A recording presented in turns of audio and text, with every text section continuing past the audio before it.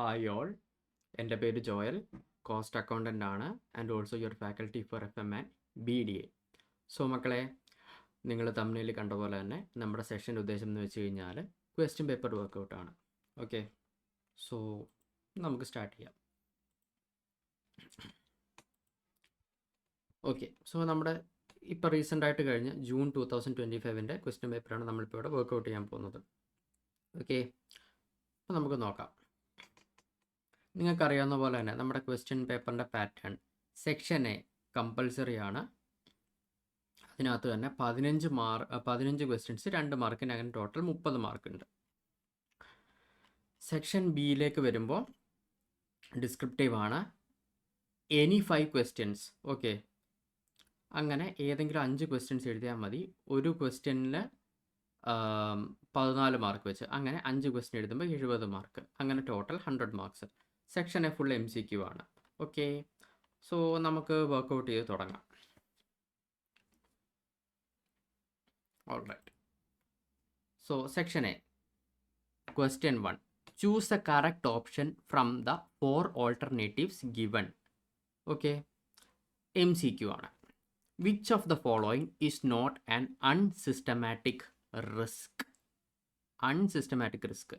Okay, so എന്താണ് unsystematic risk? എന്താണ് unsystematic risk? അതിൻ്റെ മറ്റൊരു പേര് ഞാൻ നിങ്ങളെ പഠിപ്പിച്ചത് എന്താണ്? നമുക്ക് ഡൈവേഴ്സിഫിക്കേഷൻ നടത്തിക്കഴിഞ്ഞാൽ അതിനെ എലിമിനേറ്റ് ചെയ്യാൻ പറ്റുന്ന റിസ്ക് ആണ് എന്ത്? അൺസിസ്റ്റമാറ്റിക് റിസ്ക് എന്ന് വെച്ച് കഴിഞ്ഞാൽ.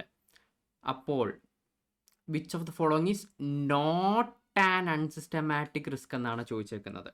Okay, not. അപ്പോൾ പിന്നെ എന്താണത്? അത് മാർക്കറ്റ് റിസ്ക് ആണ്. Okay, not an unsystematic risk എന്നാണ് ചോദിച്ചേക്കുന്നത്, അതുകൊണ്ടാണ് നമ്മൾ മാർക്കറ്റ് റിസ്കിനെ എടുക്കുന്നത്. Okay, question number 2, dash is a financial instrument whose value depends on the value of basic underlying variables. Underlying അസറ്റിൽ നിന്നും വാല്യൂ ഡെറൈവ് ചെയ്യുന്ന ഫിനാൻഷ്യൽ ഇൻസ്ട്രുമെൻറ്റിൻ്റെ പേരെന്താണ്? Derivatives. Okay, so straightforward question തന്നെയാണ്. ഓക്കെ, അടുത്തത് question number 3, K Limited's project with initial investment of 60 lakh and life of 10 years generates CFAT of 12 lakh per annum. Calculate payback period reciprocal of K Limited's project. Payback period reciprocal ആണ് നമ്മളോട് ചോദിച്ചേക്കുന്നത് കണ്ടുപിടിക്കാനായിട്ട്. അപ്പോൾ നമുക്ക് ചെയ്ത് നോക്കാം. നമുക്കിവിടെ തന്നെ ചെയ്ത് നോക്കാം. ഓക്കെ, സോ എന്താണ് നമ്മുടെ പേബാക്ക് പീരീഡിൻ്റെ? ആദ്യമേ പേബാക്ക് പീരീഡ് കണ്ടുപിടിക്കണം, എന്നിട്ട് വേണം പേബാക്ക് പീരീഡ് റെസിപ്രോക്കൽ കണ്ടുപിടിക്കാൻ. പേബാക്ക് പീരീഡ് നമുക്ക് കണ്ടുപിടിക്കാമല്ലോ. Payback period is equal to initial investment by CFAT. Uniform cash flow ആണ് അല്ലേ? അതുകൊണ്ട് തന്നെ നമുക്ക് ഈ ഫോർമുല നമുക്കിവിടെ യൂസ് ചെയ്യാൻ പറ്റും.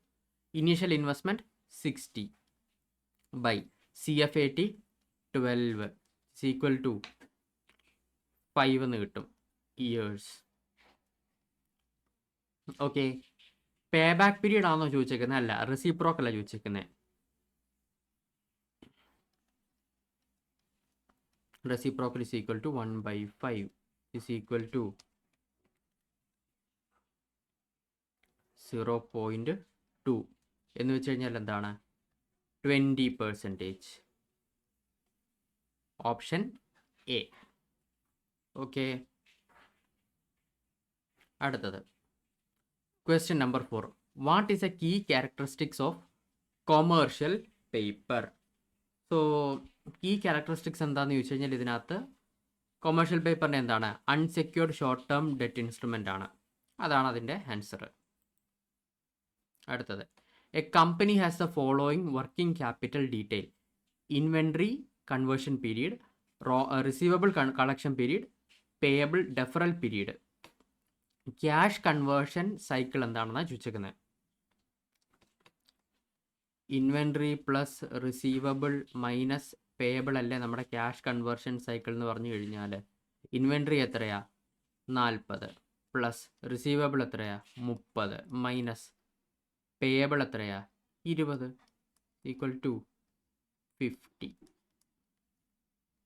ഡേയ്സ്. ഓക്കെ, അപ്പോൾ വേണ്ട ഓപ്ഷൻ ബി.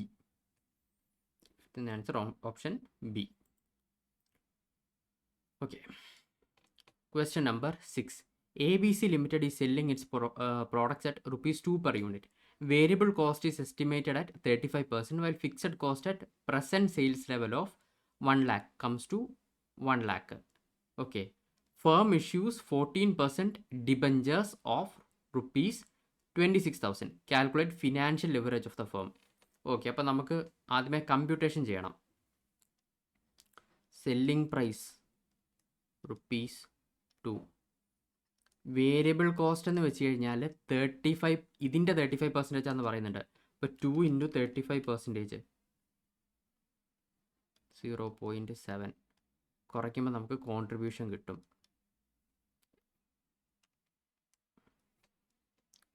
1.3 ആണ് നമ്മുടെ കോൺട്രിബ്യൂഷൻ. ഇനി നമുക്ക് പ്രസൻറ്റ് സെയിൽ ലെവൽ തന്നിട്ടുണ്ട്, നമ്പർ ഓഫ് യൂണിറ്റ്സ് 1 lakh തന്നിട്ടുണ്ടല്ലോ. അപ്പോൾ ടോട്ടൽ കോൺട്രിബ്യൂഷൻ, ഇത് കോൺട്രിബ്യൂഷൻ പെർ യൂണിറ്റാണ് നമ്മൾ ഇതുവരെ കണ്ടുപിടിച്ചേക്കുന്നത്, പെർ യൂണിറ്റ്.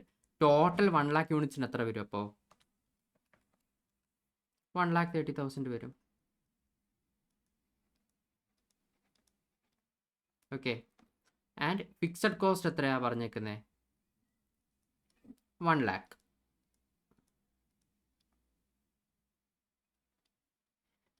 EBIT എത്രയാ?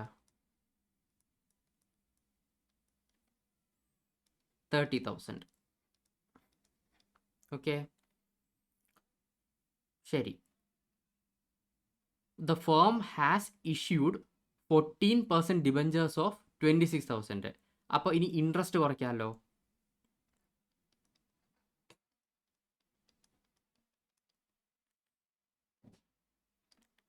EBIT 30,000 ആണ്. ഇതിനകത്തുനിന്ന് ഇൻട്രസ്റ്റ് എങ്ങനെയാണ്? 26,000 × 14%, 3640. 30,000 - 3640 ചെയ്യുമ്പോൾ നമുക്ക് EBT കിട്ടും 26,360. ഓക്കെ ഓക്കെ, ഇനി നമ്മളോട് ചോദിച്ചേക്കുന്നത് എന്തുവാ? ഫിനാൻഷ്യൽ ലെവറേജ് ചോദിച്ചേക്കുന്നത്. അപ്പോൾ EBIT / EBT.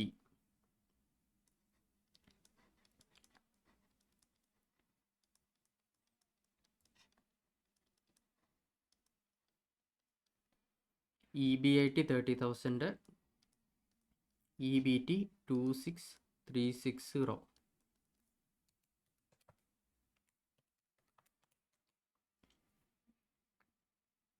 $1.138 എന്ന് കിട്ടും. Nearly equal to 1.14. Option number C. Okay okay അല്ലേ മക്കളെ? Question number 7. ഗിവൺ EPS തന്നിട്ടുണ്ട്, കോസ്റ്റ് ഓഫ് ക്യാപിറ്റൽ തന്നിട്ടുണ്ട്, ഇന്റേണൽ റേറ്റ് ഓഫ് റിട്ടേൺ തന്നിട്ടുണ്ട്, റിട്ടൻഷൻ റേഷ്യോ തന്നിട്ടുണ്ട്. ഗോർഡൻസ് മോഡൽ വെച്ചിട്ട് നമ്മൾ എന്ത് ചെയ്യണം? പ്രൈസ് പെർ ഷെയർ കണ്ടുപിടിക്കണം. ഓക്കെ, അപ്പം നമുക്കത് നോക്കാം. ഇവിടെ അപ്പോൾ എന്തൊക്കെയാണ് തന്നേക്കുന്നത്? EPS തന്നിട്ടുണ്ട്, കോസ്റ്റ് ഓഫ് ക്യാപിറ്റൽ KE തന്നിട്ടുണ്ട് 16%. ഇൻറ്റേർണൽ റേറ്റ് ഓഫ് റിട്ടേൺ, ഇതിൻ്റെ യൂസ് എന്താണെന്ന് ഞാൻ പറഞ്ഞുതരാം. റിട്ടൻഷൻ റേഷ്യോ 40% തന്നിട്ടുണ്ട്. ഈ റിട്ടൻഷൻ റേഷ്യോ നമ്മളിവിടെ യൂസ് ചെയ്യുന്നത് ഗ്രോത്ത് റേറ്റ് കണ്ടുപിടിക്കാനാണ്.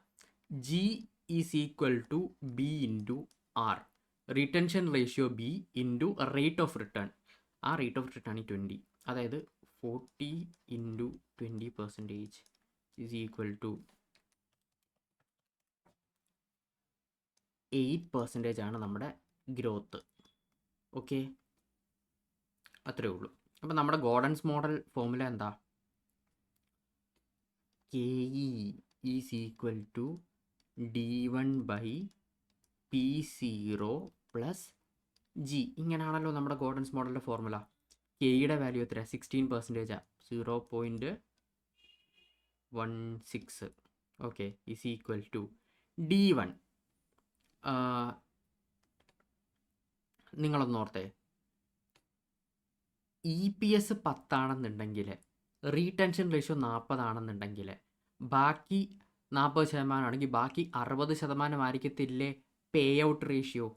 അതായത് ഈ 10 രൂപയ്ക്കകത്തുനിന്ന് അവർ പറയുന്നത് 40%, അതായത് 4 രൂപ റീറ്റെയിൻഡ് ഏർണിങ്സിൽ പോവുകയാണെന്നുണ്ടെങ്കിൽ 6 രൂപ ഡിവിഡൻ്റ് ആണ്. ഓക്കെ, അപ്പോൾ current year next year expected dividend ആയിട്ട് D1 ആയിട്ട് നമുക്ക് എന്തിനെ എടുക്കാം? 6നെ എടുക്കാം.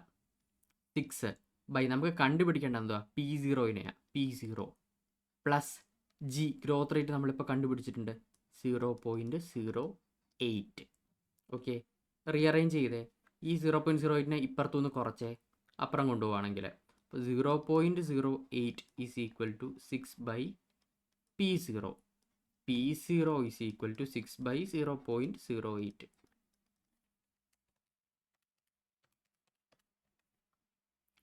₹75 എന്ന് കിട്ടും. Option B. ഓക്കെ, ബി ആണ് നമ്മുടെ ആൻസർ. Question number 7. അടുത്തത്,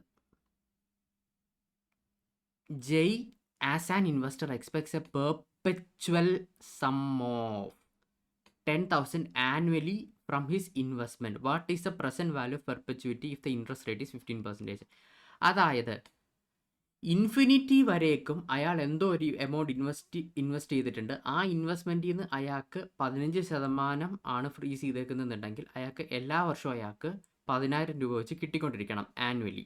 അങ്ങനെ ഉണ്ടെന്നുണ്ടെങ്കിൽ അയാൾ ഇൻവെസ്റ്റ് ചെയ്ത എമൗണ്ടിൻ്റെ പ്രസൻറ്റ് വാല്യൂ എത്ര ആയിരിക്കണം? അതായത് എത്ര എമൗണ്ട് അയാൾ ഇന്ന് 15% ഇൻവെസ്റ്റ് ചെയ്ത് കഴിഞ്ഞാൽ ഇൻഫിനിറ്റി വരേക്കും അയാൾക്ക് 10,000 രൂപ വെച്ച് ആനുവലി കിട്ടും എന്നുള്ളതാണ് നമ്മുടെ ഉദ്ദേശം. പെർപെച്വിറ്റിയുടെ ഫോർമുല A/I ആണല്ലോ. Annual amount by I is equal to 10,000 divided by 0.15.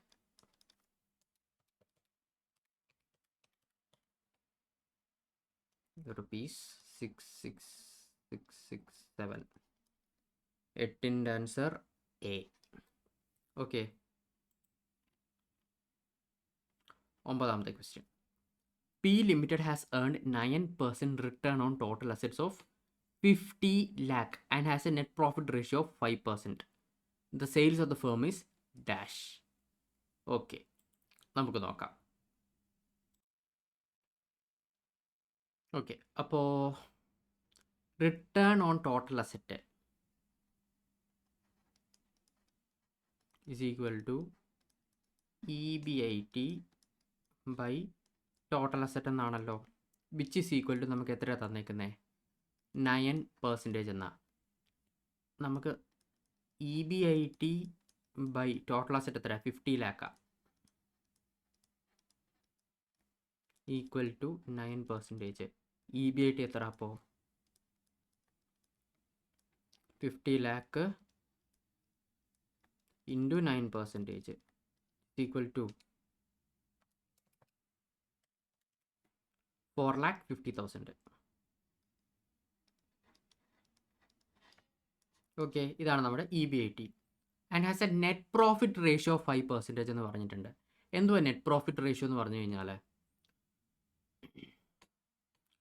Net profit by sales ആണ് നമ്മുടെ NP റേഷ്യോ 5%. ഒരു കാര്യമുണ്ട്, ഈ EBIT എന്ന് പറയുന്നത് എന്തുവാ ശരിക്കും? നെറ്റ് പ്രോഫിറ്റ് തന്നെയല്ലേ? അപ്പോൾ നമുക്ക് നെറ്റ് പ്രോഫിറ്റിൻ്റെ സ്ഥാനത്ത് നമുക്ക് EBITനെ സബ്സ്റ്റിറ്റ്യൂട്ട് ചെയ്യാമല്ലോ.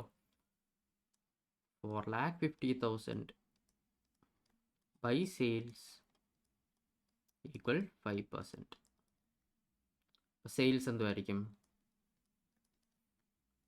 4,50,000 by 5% equal to 90 lakh. Option number C. Okay, okay അല്ലേ മക്കളെ? ശരി, അടുത്തത് model, Modigliani and Miller model argues that the dividend is irrelevant as, നമുക്ക് ഓരോ ഓപ്ഷനും വായിച്ചു നോക്കാം. Value of the firm depends upon earning power and not how the earnings are distributed. പുള്ളി പറഞ്ഞ കാര്യമാണ്. അടുത്തത് B, all investors buy share to get capital gain ഉള്ളി. അല്ല, ഡിവിഡൻഡ് കിട്ടാനും ആൾക്കാർ വാങ്ങിക്കാറുണ്ട്. ക്യാപിറ്റൽ ഗെയിൻ വേണ്ടി മാത്രമാണോ എല്ലാവരും വാങ്ങിക്കുന്നത്? അല്ല. C, dividend is payable only after deciding on the amount of retained earnings. അത് നമുക്ക് പറയാൻ പറ്റത്തില്ല. That also depends. Amount of dividend is only a small fraction of market price of the shares. അതും എന്താണ്, മോഡിഗ്ലാനി മില്ലറിനകത്ത് പറഞ്ഞിട്ടില്ല. അപ്പോൾ പിന്നെ നമുക്ക് ഏറ്റവും ഇതായിട്ട് പറയുന്ന കാര്യം എന്താ? Point number A. എല്ലാ പോയിന്റും വായിച്ചു നോക്കണം. ഓക്കെ അല്ലേ മക്കളെ? ശരി, അടുത്തത് benefit of trading on equity can be enjoyed by a firm if rate of interest greater than rate of return of the firm. ഈ റേറ്റ് ഓഫ് ഇൻട്രസ്റ്റ് എന്ന് വെച്ച് കഴിഞ്ഞാൽ ബാങ്ക് FD ഇൻട്രസ്റ്റ് അല്ലെങ്കിൽ ട്രഷറി ബിൽസിൻ്റെ ഇൻട്രസ്റ്റ് റേറ്റ് ആണേ. അപ്പോൾ നോക്കിക്കേ, ഏത് കേസിലാണ് benefit of trading on equity enjoy ചെയ്യാൻ പറ്റുന്നത് എന്നുള്ളത് ചോദിച്ചേക്കുന്നത്. നോക്കിക്കേ, first case rate of interest is greater than, അതായത് ബാങ്കിലെ ഇൻട്രസ്റ്റ് റേറ്റ് നമുക്ക് ട്രേഡിങ് ചെയ്ത് കിട്ടുന്ന റിട്ടേണേക്കാട്ടിലും കൂടുതലാണെന്നുണ്ടെങ്കിൽ ആണോ? ഒരിക്കലുമല്ല. നമുക്ക് ബാങ്കിലാണ് കൂടുതൽ കിട്ടുന്നതെന്നുണ്ടെങ്കിൽ നമ്മൾ കൊണ്ടുവന്ന് ബാങ്കിൽ ഇടത്തേ ഉള്ളൂ. എന്തിനാണ് നമ്മൾ ട്രേഡിങ് ചെയ്യാൻ പോകുന്നത്? നമ്മൾ പോകത്തില്ല.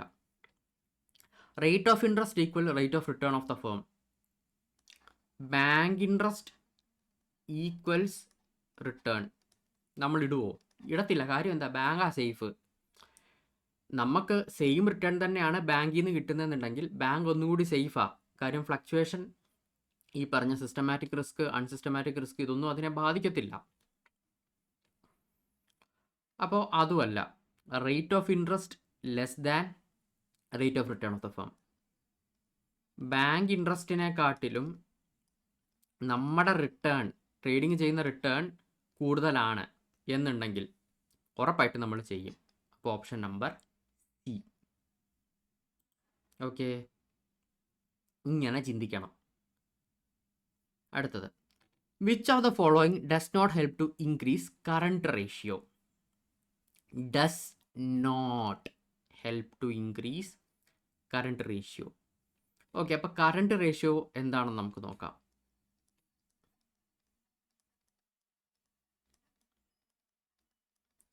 Current asset divided by current liabilities ആണ് നമ്മുടെ കറണ്ട് റേഷ്യോ എന്ന് പറഞ്ഞു കഴിഞ്ഞാൽ. ഓക്കെ, ശരി. അപ്പോൾ does not help to increase current ratio എന്നാണ് ചോദിച്ചേക്കുന്നത്. ഓക്കെ, അപ്പോൾ നമുക്ക് നോക്കാം. Issue of debenture to buy stock. Okay, so നമ്മൾ ഡിബഞ്ചർ ഇഷ്യൂ ചെയ്തു, സ്റ്റോക്ക് മേടിച്ചു. സ്റ്റോക്ക് എന്ന് വെച്ച് കഴിഞ്ഞാൽ നമ്മളുടെ ഏതിനകത്ത് വരുന്ന ഒരു ഐറ്റമാണ്? കറണ്ട് അസറ്റിൽ വരുന്ന ഒരു സാധനമാണ്. അപ്പോൾ കറണ്ട് അസറ്റ് കൂടി. അപ്പോൾ ഇവിടെ നമുക്കത് കറണ്ട് റേഷ്യോ എന്താവും? കറണ്ട് അസറ്റ് കൂടിയാൽ കറണ്ട് റേഷ്യോയും ഇൻക്രീസ് ആകും. ന്യൂമറേറ്റർ കൂടിയാൽ റേഷ്യോ ഇൻക്രീസ് ആവത്തില്ലേ മക്കളെ? അപ്പോൾ ഇത് നമുക്ക് പറയാൻ പറ്റത്തില്ല. ഫസ്റ്റ് ഓപ്ഷൻ വിട്ടു. Option number B, issue of debenture to pay creditors. Debenture issue ചെയ്ത് കാശ് കളക്ട് ചെയ്തിട്ട് ആ കാശിന് ക്രെഡിറ്റേഴ്സിനെ പേ ഓഫ് ചെയ്തു. ക്രെഡിറ്റേഴ്സ് എന്താ മക്കളെ? കറണ്ട് ലയബിലിറ്റിയാണ്. കറണ്ട് ലയബിലിറ്റി കുറഞ്ഞു. ഓക്കെ, കറണ്ട് ലയബിലിറ്റി കുറഞ്ഞാൽ കറണ്ട് റേഷ്യോ കൂടും. അപ്പോഴും ന്യൂമറേറ്റർ ആയിരിക്കും വലുതായിട്ട് നിൽക്കുന്നത്, ഡിനോമിനേറ്റർ ചെറുതായിരിക്കും, കറണ്ട് റേഷ്യോ കൂടും. അപ്പോഴും എന്താണ്? കറണ്ട് റേഷ്യോ കൂടുക ചെയ്യുന്നത്. ഡസ് നോട്ട് ഹെൽപ്പ് അല്ല, അത് ഹെൽപ്പ് ചെയ്യുക ചെയ്യുന്നത്. Option number C, sale of investment to pay creditors. ഇതിൻ്റെ സെയിം എഫക്റ്റ് തന്നെയല്ലേ? ടു പേ ക്രെഡിറ്റേഴ്സ് കുറയുന്നു, അപ്പോഴും എന്താണ്? കറണ്ട് റേഷ്യോ കൂടത്തേ ഉള്ളൂ. Option number D, avail bank overdraft to buy machine.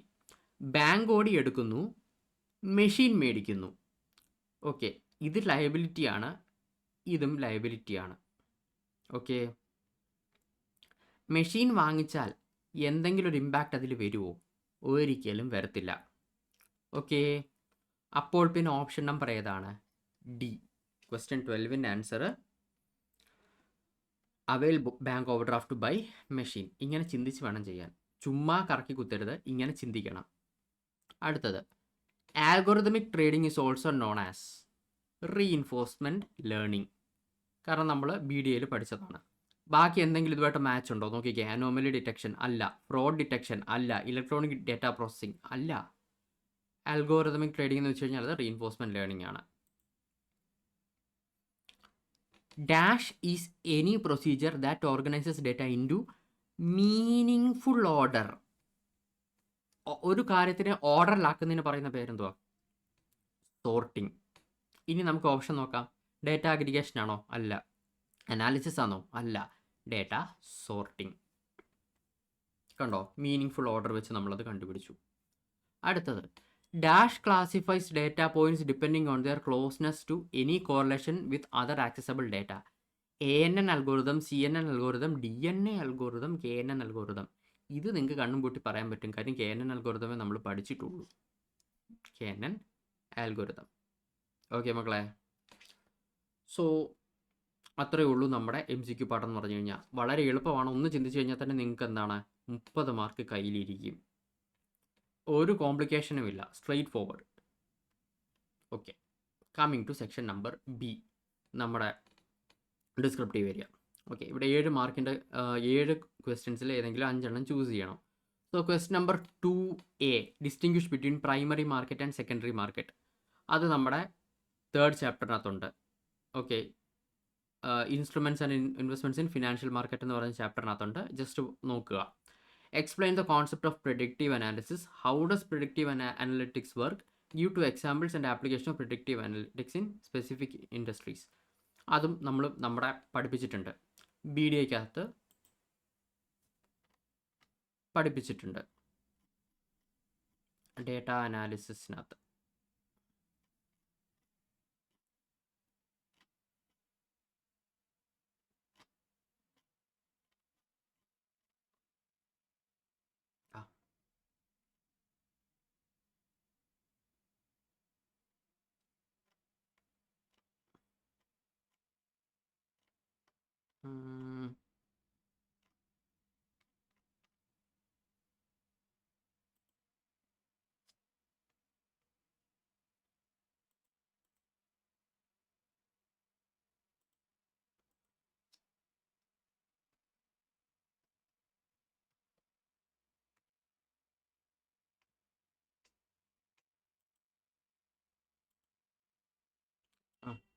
ഇതുണ്ട്, പ്രെഡിക്റ്റീവ് അനലിറ്റിക്സിൻ്റെ ഇതിവിടെ പറയുന്നുണ്ട് 9th ഇതിനകത്ത്. അതുപോലെ തന്നെ അതിൻ്റെ ഡീറ്റെയിൽ ആയിട്ടുള്ള കാര്യങ്ങൾ നമ്മൾ പിന്നീട് വരുമ്പോൾ നമ്മൾ ഈ 4 ടൈപ്പ് ഓഫ് അനലിറ്റിക്സിൻ്റെ നമ്മൾ പറയുന്നുണ്ട്. ഓക്കെ, സോ അത് നോക്കുക. Theory area. Okay, let be. Okay, നമുക്കിനി നമ്മുടെ പാടുള്ള ഏരിയയിലേക്ക് പോകാം. നമ്മുടെ പ്രോബ്ലം ഏരിയ, നമ്മുടെ ഹെവി ആയിട്ടുള്ള പ്രോബ്ലം ഏരിയ. ഓക്കെ, തിയറി ഞാൻ കുറച്ച് ലാസ്റ്റിൽ ഡിസ്കസ് ചെയ്യാം, കുറച്ച് കാര്യമായിട്ട്. ഓക്കെ, നമുക്ക് ഫസ്റ്റ് പ്രോബ്ലം തന്നെ ചെയ്തു പോവാം. M ലിമിറ്റഡ് 3A ആണ്. M limited has a following earnings for the year ended 31/3/2025. Profit before tax, tax rate, dividend for equity share holders, അങ്ങനെ കുറേ കാര്യങ്ങളുണ്ട്. From the above information you have to calculate earnings per share, book value per share, dividend pay out ratio and PE ratio. Okay, അപ്പോൾ ഞാൻ എഴുതി കാണിക്കുന്നതായിരിക്കും നല്ലത്. Okay, so എന്താണ് പറഞ്ഞേക്കുന്നത്? Profit before tax, tax rate, ഇതൊക്കെ തന്നിട്ടുണ്ട്. നമുക്ക് എഴുതി വെക്കാം. Question number 3A, profit before tax എത്രയാണ് തന്നേക്കുന്നത്? Rupees 2446. ഓക്കെ, ടാക്സ് റേറ്റ് 60% തന്നേക്കുന്നത്. Dividend റേറ്റോ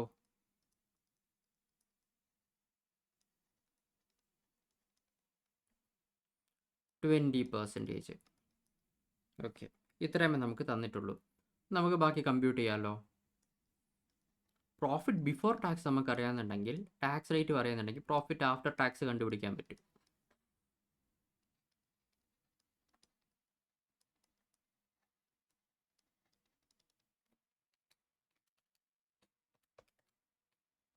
into 60%.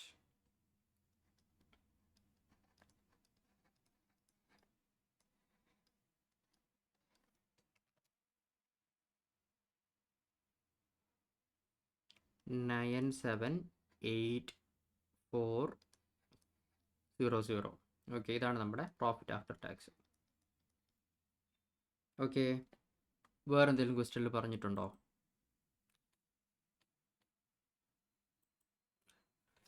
Equity shares 30,000 shares of rupees 100 each. ഇത് ഫേസ് വാല്യൂ ആണ്. അതിൻ്റെ ടോട്ടൽ വന്നിട്ടുണ്ട് 9% preference shares of 10,000 shares rupees 100 each 10 lakh.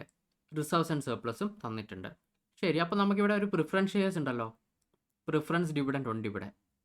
Okay, അപ്പോൾ ഇത് ശരിക്കും പറഞ്ഞാൽ ബുക്ക് വാല്യൂ തന്നേക്കുന്നത്. നോക്കിക്കേ, 100ൻ്റെ 10,000 ഷെയർസ് എന്ന് പറയുമ്പോൾ 10 lakh ആണ്. 9% പ്രിഫറൻസ് ഷെയർസ് എന്ന് പറയുമ്പോൾ നമ്മുടെ എപ്പോഴും ഡിവിഡൻഡ് എന്തിൻ്റെ മുകളിലാണ് പേ ചെയ്യുന്നത്? ഫേസ് വാല്യൂവിൻ്റെ മുകളിലല്ലേ? ഫേസ് വാല്യൂവിൻ്റെ മുകളിലാണ്. അപ്പോൾ 10 lakh ഇൻറ്റു 9% ആണ് നമ്മുടെ എന്ത് പ്രിഫറൻസ് ഡിവിഡൻഡ്.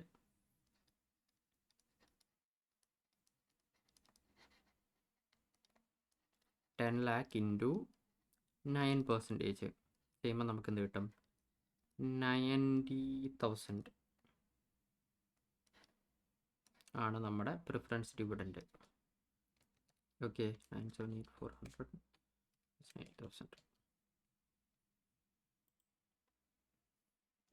നമുക്ക് കിട്ടും 888,400. ഇതാണ് നമ്മുടെ എന്ത് earnings available to equity shareholders, ഈറ്റേഷ്. നമ്പർ ഓഫ് ഷെയർസ് നമുക്കറിയാമല്ലോ, ഇവിടെ ക്വസ്റ്റ്യനിൽ തന്നിട്ടുണ്ട് 30,000 ഷെയർസ് എന്ന് തന്നിട്ടുണ്ട്. ഓക്കെ, അപ്പോൾ 30,000.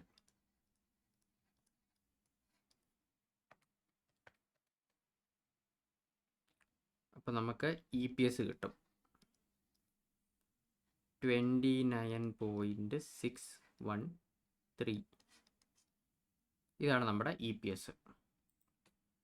സോ ക്വസ്റ്റ്യനിലെ ഫസ്റ്റ് ഐറ്റം കണ്ടുപിടിച്ച് കഴിഞ്ഞു. ഇനി അടുത്തത് ബുക്ക് വാല്യൂ പെർ ഷെയർ കണ്ടുപിടിക്കണം, ഡിവിഡൻഡ് പേ ഔട്ട് റേഷ്യോ കണ്ടുപിടിക്കണം, PE റേഷ്യോ കണ്ടുപിടിക്കണം. കറണ്ട് MPS തന്നിട്ടുണ്ട്, 200 എന്നും തന്നിട്ടുണ്ട്. ഓക്കെ ഓക്കെ അടുത്തത്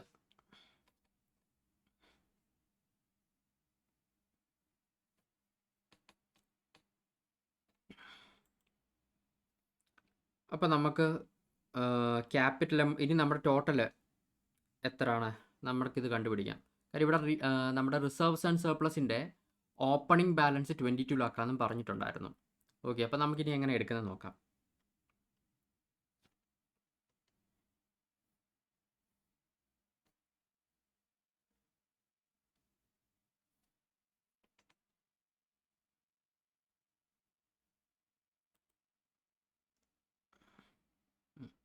dividend for equity share holders 20% നമുക്കിവിടെ തന്നിട്ടുണ്ടൊരു പോയിന്റ് അല്ലേ. അപ്പോൾ അങ്ങനെയാണെങ്കിൽ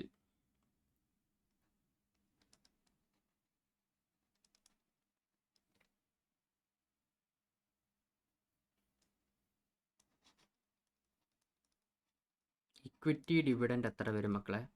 ഇക്വിറ്റി ഡിവിഡൻഡ് എന്ന് വെച്ച് കഴിഞ്ഞാൽ ഇവിടെ 20% ആണ് കൊടുക്കുന്നതെന്നുണ്ടെങ്കിൽ നമ്മുടെ ഇക്വിറ്റി ഷെയർസിൻ്റെ ഫേസ് വാല്യൂ വെച്ചിട്ട് നോക്കുകയാണെങ്കിൽ 30 lakh ആണെന്നുണ്ടെങ്കിലേ 30 lakh ഇൻറ്റു 20% ചെയ്യുമ്പോൾ നമുക്ക് 6 lakh എന്ന് കിട്ടും.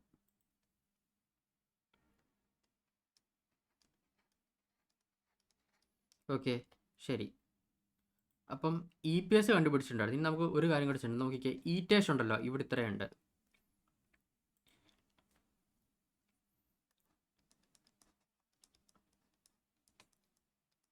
ഈറ്റേഷ് എന്ന് പറയുന്നത് 888,400 ആണെന്നുണ്ടെങ്കിൽ ഇതിനകത്ത് പോകുന്ന ലെസ് ഇക്വിറ്റി ഡിവിഡൻഡ് 6 lakh കുറച്ച്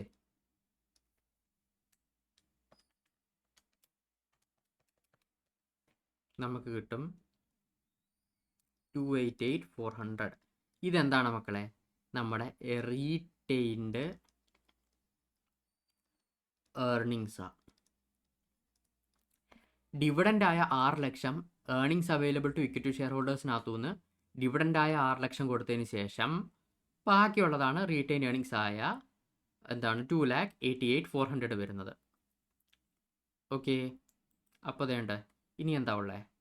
ഇവിടെ പറഞ്ഞിട്ടുണ്ടായിരുന്നു ഓപ്പണിംഗ് ബാലൻസ് 22 ലാക്കാന്ന് പറഞ്ഞിട്ടുണ്ട്. അപ്പോൾ റിസർവ്സ് ആൻഡ് സർപ്ലസിൻ്റെ closing balance കണ്ടുപിടിക്കാമല്ലോ.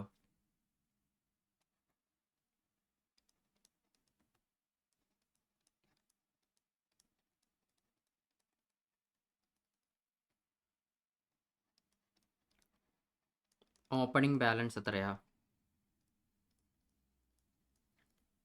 22 lakh. Current year retained earnings എത്രയാ? ഈ പറഞ്ഞ മോള് കണ്ടുപിടിച്ച 288,400.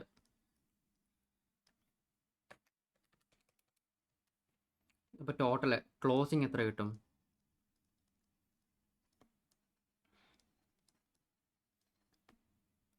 2488,400 കിട്ടും. നമ്മുടെ റിസർവ്സ് ആൻഡ് സർപ്ലസിൻ്റെ ക്ലോസിംഗ് ബാലൻസ് എന്ന് പറഞ്ഞു കഴിഞ്ഞാൽ. ഓക്കെ, അപ്പോൾ അങ്ങനെയാണെങ്കിലേ നമുക്ക് ടോട്ടൽ ഇക്വിറ്റി ഷെയർ ക്യാപിറ്റൽ കണ്ടുപിടിക്കാമല്ലോ. നമ്മളോട് ഇനിയും കണ്ടുപിടിക്കാൻ ചോദിച്ചിരിക്കുന്നത് എന്തൊക്കെയാണ്? Book value per share, dividend pay out ratio, EPS ആണ് ചോദിച്ചിരിക്കുന്നത്. അപ്പോൾ നമുക്ക് ബുക്ക് വാല്യൂ പെർ ഷെയർ ഇനിയും കണ്ടുപിടിക്കാം. എങ്ങനെയാണ്?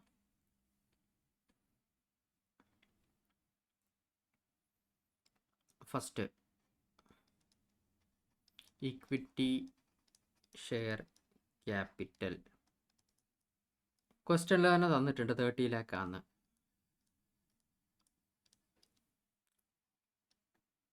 റിസർവ്സ് ആൻഡ് സർപ്ലസ് ഇപ്പം നമ്മൾ കണ്ടുപിടിച്ച് വെച്ചിട്ടുണ്ട് 2488,400. ടോട്ടൽ എടുത്താൽ 5488,400. ഓക്കെ, ഇതാണെന്ത്? Equity share holders fund. Okay, ഇനി നമ്പർ ഓഫ് ഷെയർസ് എത്രയാ? എത്രയാ? ഇക്വിറ്റി ഷെയർസ് എത്രയാ? 30,000 അല്ലേ? ഡിവൈഡഡ് ബൈ N ചെയ്ത് കഴിഞ്ഞാൽ എന്തോ കിട്ടും? Book value per share.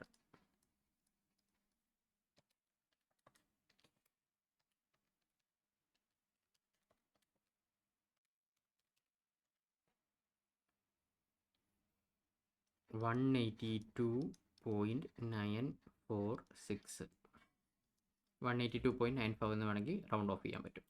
Okay, ഇങ്ങനെയാണ് ബുക്ക് വാല്യൂ പെർ ഷെയർ കണ്ടുപിടിക്കുന്നത്. അടുത്ത dividend pay out ratio. Dividend pay out ratio കണ്ടുപിടിക്കാൻ പ്രത്യേകിച്ച് പാടൊന്നുമില്ല. കാരണം DPA റേഷ്യോ നമ്മുടെ DPS ബൈ EPS ആണ് നമ്മുടെ പേ ഔട്ട് റേഷ്യോ എന്ന് പറഞ്ഞു കഴിഞ്ഞാൽ. ഓക്കെ, DPS കണ്ടുപിടിക്കാൻ എളുപ്പമാണ്. നമ്മുടെ ഫേസ് വാല്യൂ എത്രയാണ് ഒരു ഷെയറിൻ്റെ? 100. ഓക്കെ, അപ്പോൾ പേ ഔട്ട് റേഷ്യോ എന്ന് വെച്ച് കഴിഞ്ഞാൽ എത്രയാണ്? 20% അല്ലേ നമ്മുടെ പേ ഔട്ട് റേഷ്യോ. അപ്പോൾ അങ്ങനെയാണെന്നുണ്ടെങ്കിൽ ഡിവിഡൻഡ് പെർ ഷെയർ DPS എന്ന് വെച്ച് കഴിഞ്ഞാൽ എത്രയാണ്? 100 × 20%, 20. അപ്പോൾ DPA റേഷ്യോ എത്രയാണ്? 20 ഡിവൈഡഡ് ബൈ EPS നമ്മൾ മുകളിൽ കണ്ടുപിടിച്ച് വെച്ചിട്ടുണ്ട്, 29.613.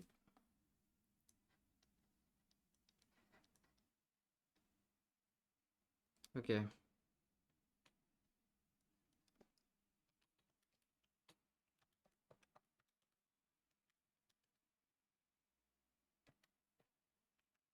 ഇൻറ്റു 100 ചെയ്യുമ്പോൾ നമുക്ക് 67.54% എന്ന് കിട്ടും. ഓക്കെ, സോ അതാണ് dividend pay out ratio. Okay. Then PE ratio അതെന്താണ്? MPS/EPS ആ. MPS ഇവിടെ താഴെ 200 തന്നിട്ടുമുണ്ട്.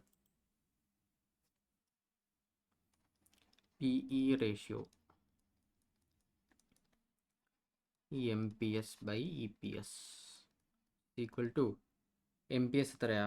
200. EPS എത്രയാ? 29.613.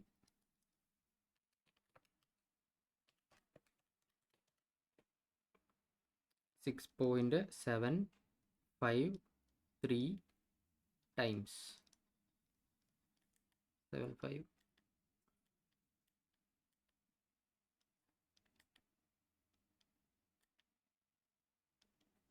4 ടൈംസ്. ഓക്കെ, അതാണ് PE റേഷ്യോ. ഓക്കെ, എളുപ്പമല്ലേ മക്കളെ? ശരി, അതാണ് first question. Part B, calculate cash flow from operating activities from the following. നമുക്ക് ഓരോ ഐറ്റം നോക്കാം. നെറ്റ് പ്രോഫിറ്റ് ബിഫോർ ടാക്സ് ആദ്യമേ എടുത്തെഴുതാനുള്ളതാണ്. Item considered in above net profit. Interest on long term borrowings, ഇത് എന്ത് ആക്ടിവിറ്റിയാ? ഫിനാൻസിങ് ആക്ടിവിറ്റിയാ. ഡിപ്രിസിയേഷൻ നോൺ ക്യാഷ് ഇതാണ്. Amortisation non ക്യാഷാ. രണ്ടിനെ ആഡ് ബാക്ക് ചെയ്യണം. ഇപ്പോൾ interest on long term borrowings ഇതിൽ നിന്ന് കുറച്ചിട്ടായിരിക്കുമല്ലോ. അപ്പോൾ ഇതിനെ എന്തോ ചെയ്യണം? ഈ ഇൻട്രസ്റ്റിനെ നമ്മൾ തിരിച്ചെന്തോ ചെയ്യണം? ആഡ് ബാക്ക് ചെയ്യണം. ഡിപ്രിസിയേഷനെ ആഡ് ബാക്ക് ചെയ്യണം. അമോർട്ടൈസേഷനെ ആഡ് ബാക്ക് ചെയ്യണം. Gain on sale of machinery ഇതെന്തുവാണ്? ഇൻവെസ്റ്റിംഗ് ആക്ടിവിറ്റിയാണ്, കുറയ്ക്കണം. ദെൻ കറണ്ട് അസറ്റ്സും കറണ്ട് ലയബിലിറ്റീസിൻ്റെയും ഇത് തന്നിട്ടുണ്ട്. അത് നമുക്ക് നോക്കാം. നമുക്ക് ഞാൻ ഫോർമാറ്റായിട്ട് വരയ്ക്കുന്നില്ല, ജസ്റ്റ് റഫായിട്ട് ഞാൻ ചെയ്ത് കാണിക്കുകയാണേ. Part B.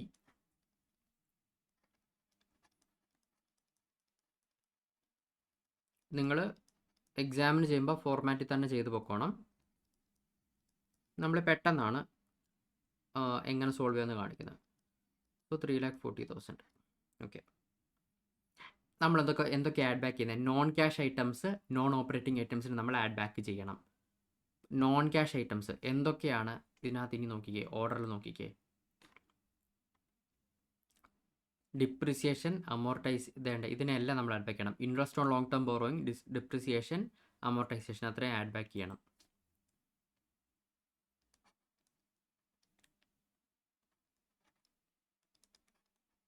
Interest on long term borrowing 40,000.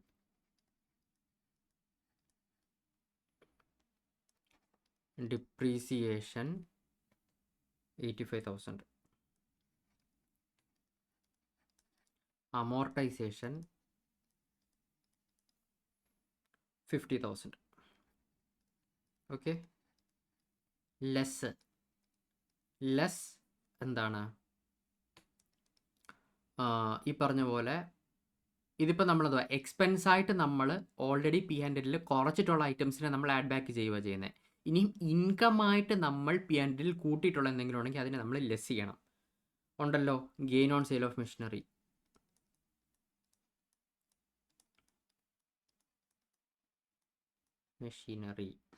എത്ര വരും?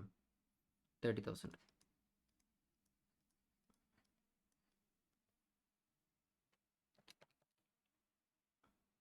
ഓക്കെ, അപ്പോൾ നമുക്കിവിടെ കിട്ടും net operating profit before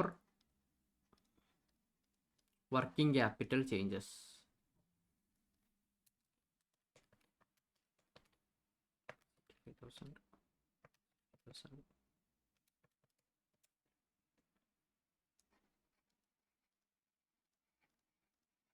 okay, ഇനി വർക്കിംഗ് ക്യാപിറ്റൽ ചേഞ്ചസ് നമുക്ക് നോക്കാം. ഓപ്പണിംഗ് ഉണ്ട്, ക്ലോസിംഗ് ഉണ്ട്.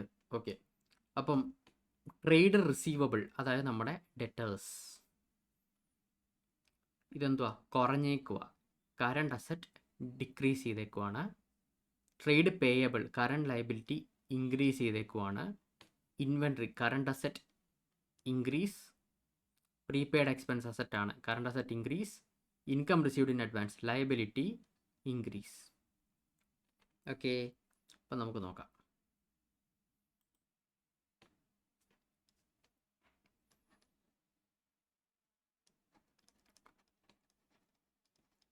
ഇൻക്രീസ് ഇൻ കറണ്ട് അസറ്റ്സ് അല്ലെങ്കിൽ increase in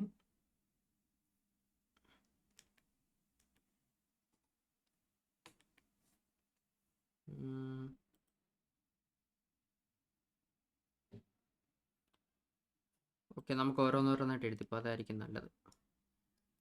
okay,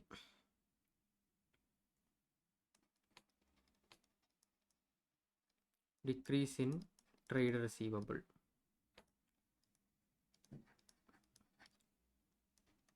increase in trade payable. നോക്കിക്കേ, ഇവിടെ 35,000 അല്ലേ കുറഞ്ഞേക്കുന്നത്. 2,75,000 നിന്ന് 2,40,000 കുറയ്ക്കുമ്പോൾ 35,000 കിട്ടും. 35,000 ഇവിടെ കുറഞ്ഞേക്കുവാണ്. അപ്പം കറണ്ട് അസറ്റ് ഡിക്രീസ് ചെയ്താൽ അതിനെ ആഡ് ചെയ്യണം, കറണ്ട് അസറ്റ് കൂടിയാൽ അതിനെ ലെസ് ചെയ്യണം.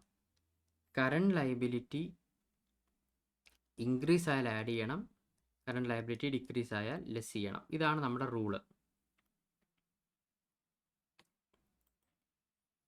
അപ്പോൾ trade payable current liability increase ആയി അതിനെ നമുക്ക് ആഡ് ചെയ്യാം. ഓക്കെ, അടുത്തത്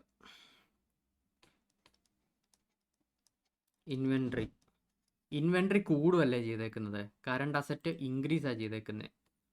ഇൻവെൻട്രി കൂടുമല്ലേ, 20,000 കൂടിയേക്കുക, അതിനെ നമ്മളപ്പോൾ ലെസ് ചെയ്യണം. പിന്നെ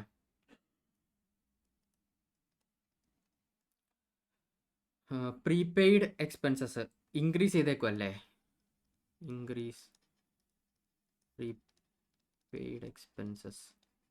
കറണ്ട് അസറ്റ് കൂടുക ചെയ്തേക്കുന്നത്, അപ്പം നമ്മളതിനെ കുറയ്ക്കണം.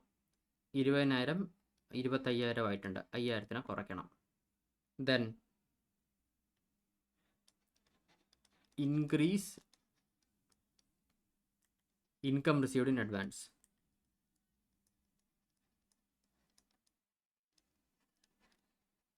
അഡ്വാൻസ് ആയിട്ട് നമുക്ക് ഇൻകം കിട്ടി, അത് കൂടിയേക്കുക, കറണ്ട് ലയബിലിറ്റി കൂടിയേക്കുക ചെയ്തേക്കുന്നത്, അപ്പോൾ നമുക്കതിനെ കൂട്ടാം. ഓക്കെ, ഈ ഫിഗേഴ്സ് കൂടെ അഡ്ജസ്റ്റ് ചെയ്തേ.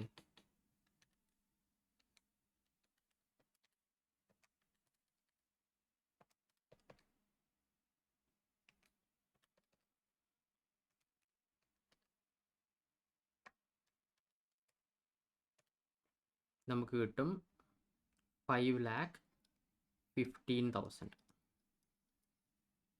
ഇതെന്താണെന്ത്, net cash flow from operating activity.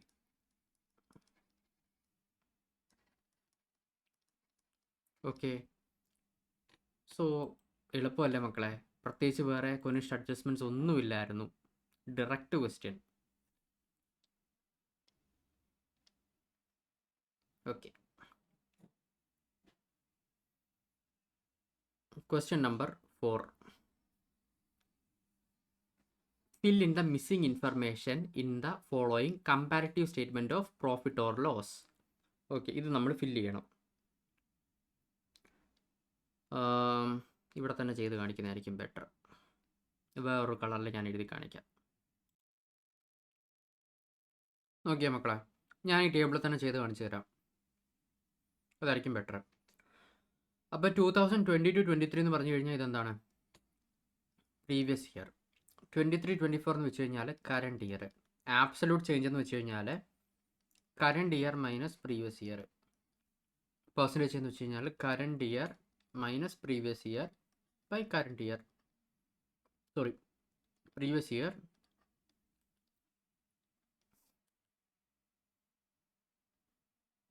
Current year minus previous year by previous year into 100. അതാണ് പെർസെൻറ്റേജ് ചേഞ്ച് എന്ന് പറഞ്ഞു കഴിഞ്ഞാൽ. ഓക്കെ, നമുക്ക് നോക്കാം. എവിടെ നിന്ന് തുടങ്ങണം എന്ന് ചിലപ്പോൾ നമുക്കൊരു അന്തവും കുന്തവും കിട്ടത്തില്ല. അപ്പം നിങ്ങളൊന്ന് ഇരുത്തി ചിന്തിച്ചേ. ഈ വർഷം ടാക്സ് 30% എന്ന് പറയുന്നുണ്ട്. PBT 30% ഈ 60,000. അപ്പം നമുക്ക് റിവേഴ്സ് വർക്ക് ചെയ്ത് PBT കണ്ടുപിടിക്കാമല്ലോ. എന്തോ വരും, 60,000 ഡിവൈഡഡ് ബൈ 30% ചെയ്താൽ മതി.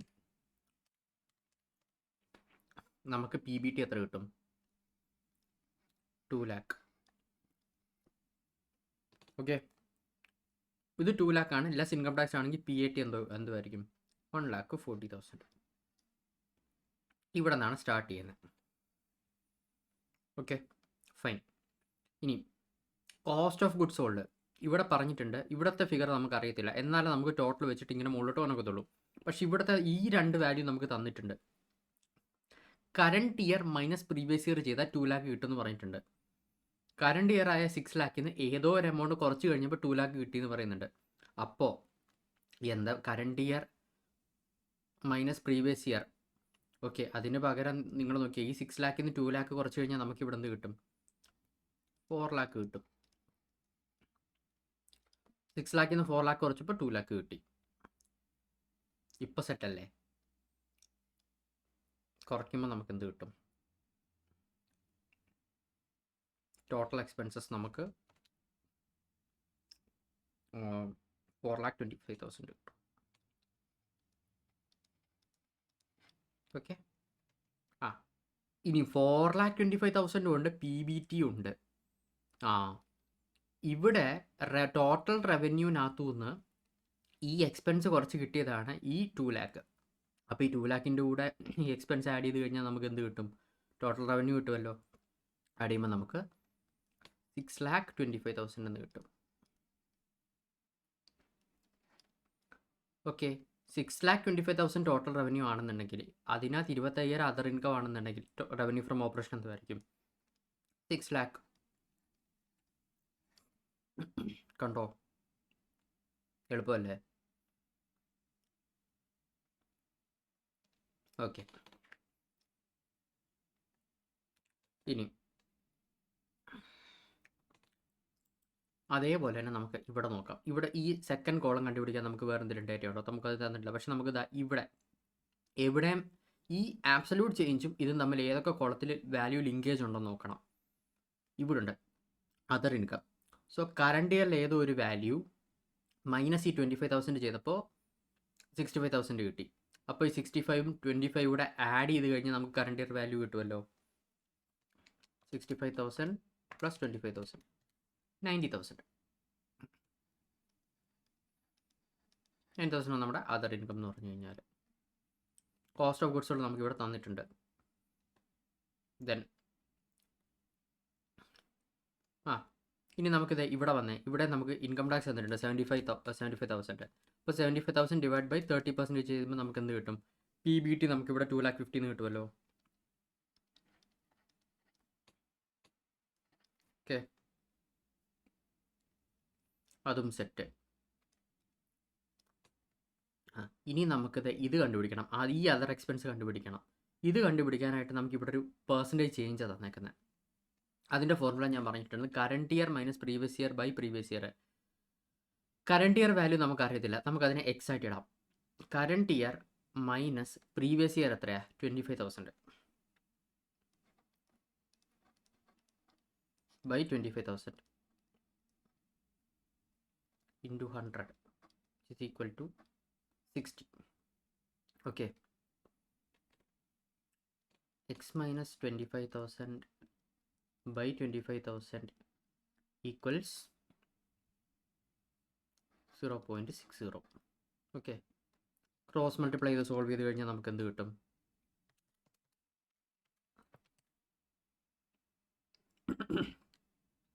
theorem x minus 25,000 15,000 x is equal to 40,000 എന്ന് കിട്ടും. ഈ 40,000 ആണ് ഏത്? ഇവിടുത്തെ 40,000 മൈനസ് 25,000 ചെയ്യുമ്പോൾ നമുക്ക് എന്ത് കിട്ടും? 15,000. ഓക്കെ,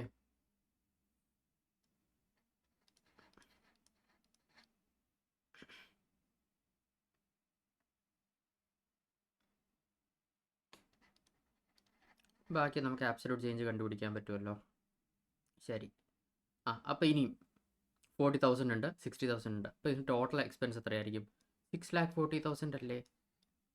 ശരി, 6,40,000 പ്ലസ് ഈ PBT കൂട്ടിക്കേ. നമ്മൾ നേരത്തെ ചെയ്ത പോലെ തന്നെ 8,90,000 നമുക്ക് ടോട്ടൽ റവന്യൂ കിട്ടും. ഈ 90,000-നകത്തു നിന്ന് എന്താണ് കുറച്ച് കഴിഞ്ഞാൽ നമുക്ക് എന്ത് കിട്ടും? 8 ലാഖിന് നമുക്ക് റവന്യൂ ഫ്രം ഓപ്പറേഷനായിട്ട് കിട്ടും. ആബ്സല്യൂട്ട് ചേഞ്ച് ബാക്കി നമുക്ക് കണ്ടുപിടിക്കാമല്ലോ. 2 ലാഖ്.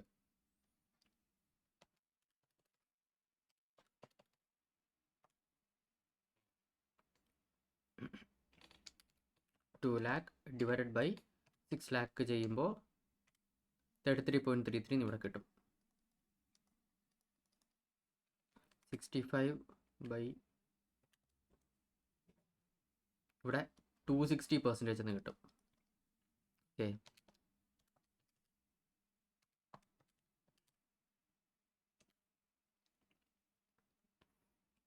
2,65,000 എന്ന് കിട്ടും.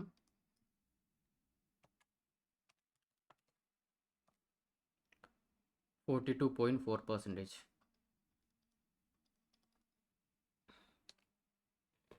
ഇത് 50%. ബാക്കിയെല്ലാം പിന്നെ എളുപ്പമാണ്, ജസ്റ്റ് ഫോർമുലയിൽ ഇട്ട് കൊടുത്ത് പോയാൽ മതി. PBT 25%, tax 25%, പാറ്റും 25%. ഇവിടെ പാറ്റും കണ്ടുപിടിക്കാമല്ലോ.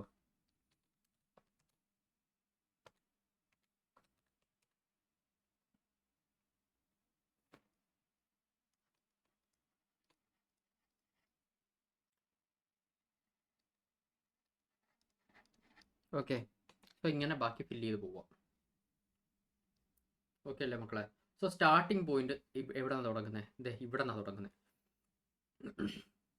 ഇങ്ങനെ. എന്നിട്ട് വേണ്ട എന്താണ്, ഏതൊക്കെ തമ്മിൽ കണക്ഷൻ ഉണ്ടെന്നുള്ളത് നോക്കിയിട്ട് ആദ്യം നമുക്ക് ഡിറൈവ് ചെയ്യാൻ പറ്റും. അപ്പോൾ ഇവിടെ ഈ ഫോർമുല അറിഞ്ഞിരിക്കണം. Easy. Okay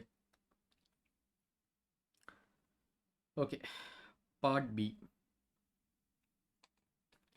present capital structure of a company is തന്നിട്ടുണ്ട്. ഇക്വിറ്റി ഷെയർസ്, ഫേസ് വാല്യൂ, അതുപോലെ തന്നെ എന്താണ് reserves and surplus, 11% preference shares, 12% debentures, 14% term loan.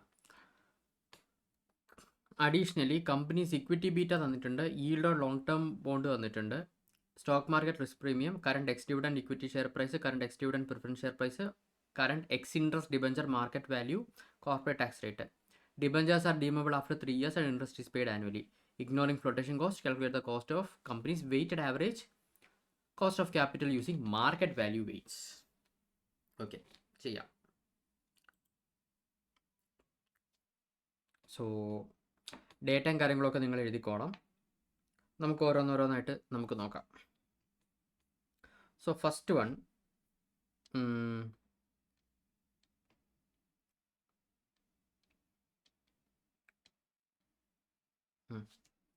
നമുക്ക് ക്വസ്റ്റ്യനിൽ തന്നേക്കുന്നത് എന്തൊക്കെയാ? ഇവിടെ ഇത് തന്നിട്ടുണ്ട്, കമ്പനീസ് എക്വിറ്റി ബീറ്റ തന്നിട്ടുണ്ട്. Yield on long term treasury bond എന്ന് വെച്ച് കഴിഞ്ഞാൽ അതായത് RF, risk free rate. Stock market risk premium RM - RF ആണ് 6% തന്നിട്ടുണ്ട്. അപ്പം നമുക്ക് എന്ത് കണ്ടുപിടിക്കാൻ പറ്റും? ഓക്കെ, CAPM യൂസ് ചെയ്തിട്ട് നമുക്ക് KE കണ്ടുപിടിക്കാൻ പറ്റും. RF plus beta into RM - RF. RF എത്രയാണ് തന്നേക്കുന്നത്? 10 അല്ലേ? ബീറ്റ 1.06 ഇൻറ്റു RM - RF നമുക്ക് തന്നിട്ടുണ്ട് 6%. 6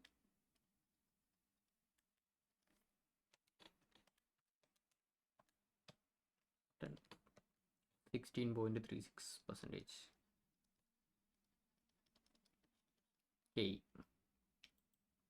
ഇനി നമുക്ക്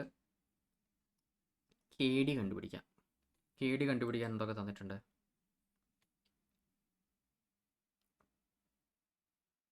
KD തന്നെ കണ്ടുപിടിക്കാം, അതായിരിക്കും നല്ലത്.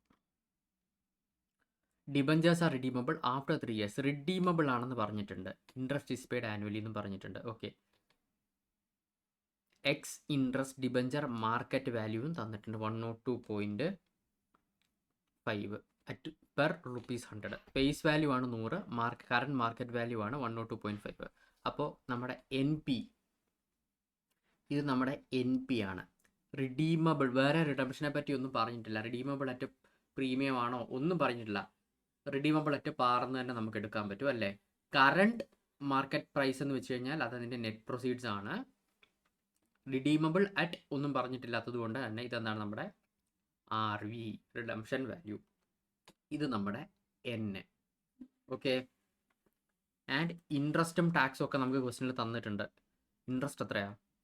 ഇതേണ്ട 12%. ഇതാണ് നമ്മുടെ 12% ആണ്. ടാക്സ് റേറ്റ് എത്രയാ തന്നേക്കുന്നത്? 40%. സോൾവ് ചെയ്യാമല്ലോ. K D is equal to interest into 1 minus T plus R V minus N P by N whole divided by R V plus N P by 2. നമ്മുടെ ഫോർമുല ഇതാണല്ലോ. ഓക്കെ. ഇൻട്രസ്റ്റ് നമുക്ക് എത്രയാണ് തന്നേക്കുന്നത്? 12% അല്ലേ തന്നേക്കുന്നത്. 12 into 1 minus tax rate 40%, അപ്പോൾ 0.4 plus redemption value എത്രയാണ്? നമ്മൾ പറഞ്ഞു പാറിലാണ് redeem ചെയ്യുന്നതെന്ന് പറഞ്ഞു. അപ്പോൾ പാർ വാല്യൂ എത്രയാണ്? 100 മൈനസ് നെറ്റ് പ്രൊസീഡ്സ് എത്രയാ? 102.5 ബൈ എൻ എത്രയാ? 3 years whole divided by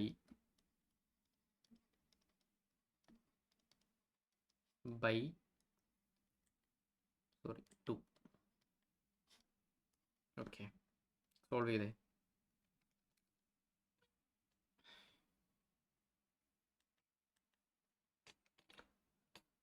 twelve into 0.6 7.2 plus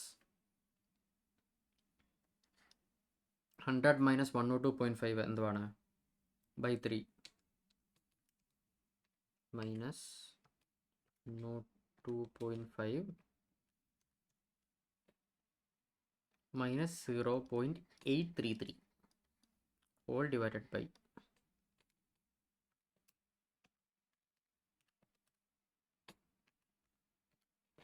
101.25 which is equal to 7.2 minus 0.833 divided by 101.25 into 100. 6.288% എന്ന് കിട്ടും. ഓക്കെ. 2 ഡെസിമൽ മതിയല്ലോ. അപ്പോൾ 6.29 എടുക്കാം.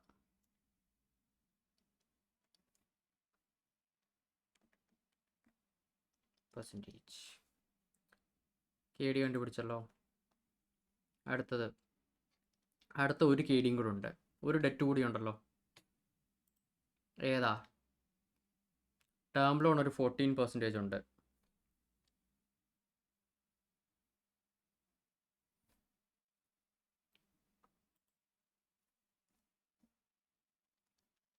Interest into 1 minus tax rate equal to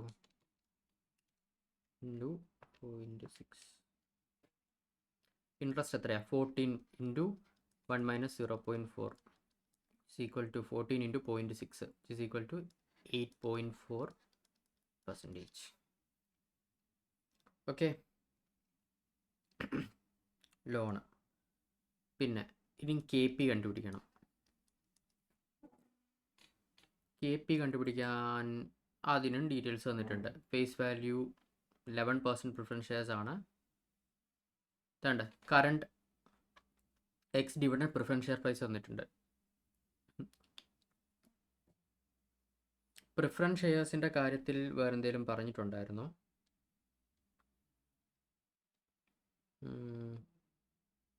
അത് redeemable ആണെന്നോ ഒന്നും പറഞ്ഞിട്ടില്ല അല്ലേ. പ്രിഫറൻസ് ഷെയർസിൻ്റെ കാര്യത്തിൽ റിഡംഷനെ പറ്റി ഒന്നുമേ പറഞ്ഞിട്ടില്ല. വിച്ച് മീൻസ് പ്രിഫറൻസ് ഷെയർസ് എന്താണ്? ഇർറിഡീമബിൾ ആണ്. അപ്പോൾ ഇർറിഡീമബിൾ ആയതുകൊണ്ട് തന്നെ നമ്മൾ ഏത് ഫോർമുല യൂസ് ചെയ്യും? Preference dividend into 1 plus D D T whole divided by N P. Okay, ഇവിടെ ഡി ഡി ടിയെ പറ്റി, ഡിവിഡൻഡ് ഡിസ്ട്രിബ്യൂഷൻ ടാക്സിനെ പറ്റി എന്തെങ്കിലും പറഞ്ഞിട്ടുണ്ടോ? പറഞ്ഞിട്ടില്ല. ശരി, അപ്പോൾ പ്രിഫറൻസ് ഡിവിഡൻഡ് എത്രയാണ് നമുക്ക്? ഫേസ് വാല്യൂ 11% നമ്മുടെ എന്താണ് നമ്മുടെ പ്രിഫറൻസ് ഡിവിഡൻഡ് റേറ്റ്. ഡിവിഡൻഡ് എപ്പോഴും എന്തിൻ്റെ മുകളിലാണ് പേ ചെയ്യുന്നത്? ഫേസ് വാല്യൂവിൻ്റെ മുകളിലാണ്. അപ്പോൾ പ്രിഫറൻസ് ഡിവിഡൻഡ് പെർ ഷെയർ എന്ന് വെച്ച് കഴിഞ്ഞാൽ എത്ര വരും? 10 × 11% ഈസ് ഈക്വൽ ടു 1.1 എന്ന് കിട്ടും. റുപ്പീസ് 1.1 ആണ് നമ്മുടെ എന്ത് പ്രിഫറൻസ് ഡിവിഡൻഡ് പെർ ഷെയർ എന്ന് പറഞ്ഞു കഴിഞ്ഞാൽ. Okay, is equal to 1.1 divided by D D ടിയെ പറ്റി ഒന്നും പറഞ്ഞിട്ടില്ല, അതുകൊണ്ട് തന്നെ ആ ഭാഗം വരത്തില്ല. Net proceeds, current market value എത്രയാണ് തന്നിട്ടുണ്ട് ക്വസ്റ്റ്യനിൽ. Current ex dividend preference share price 12 എന്ന് തന്നിട്ടുണ്ട്. 12 1.1 ഡിവൈഡഡ് ബൈ 12 ചെയ്യുമ്പോൾ നമുക്ക് എന്തോ കിട്ടും? 9.17%. പിന്നെ വേറെ എന്തെങ്കിലും ഉണ്ടോ? റിസർവ്സ് ആൻഡ് സർപ്ലസ് ഉണ്ട്, കെ ആർ ഉണ്ട്. കെ ആറിന് വേറെ പ്രത്യേകിച്ചൊന്നും തന്നിട്ടില്ലാത്തത് കൊണ്ട് തന്നെ K E is equal to K R is equal to 16.36 എന്ന് തന്നെ നമ്മൾ എടുക്കും. ഓക്കെ, അത്രയേ ഉള്ളൂ. അപ്പോൾ ഇനി നമുക്ക് WCC കണ്ടുപിടിക്കാമല്ലോ. Equity, reserves and surplus, preference shares, debentures, loan. Okay, ഞാൻ ഷോർട്ടാക്കി എഴുതുന്നത്, നിങ്ങൾ ഫുൾ എഴുതിക്കോണേ. Taking market value as weight എന്നാണ് പറഞ്ഞേക്കുന്നത്. വെയിറ്റ്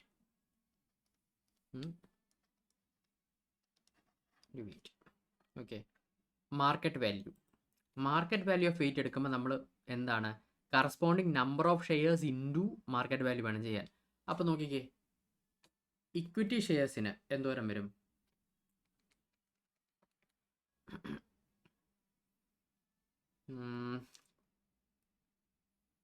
നമുക്ക് നമ്പർ ഓഫ് ഷെയർസ് ആദ്യം കണ്ടുപിടിക്കണം. അപ്പോൾ ഈ തന്നിരിക്കുന്നത് 240, ഫേസ് വാല്യൂ 10 ആണെന്നുണ്ടെങ്കിൽ നമ്പർ ഓഫ് ഷെയർസ് എത്രയായിരിക്കും ഇവിടെ?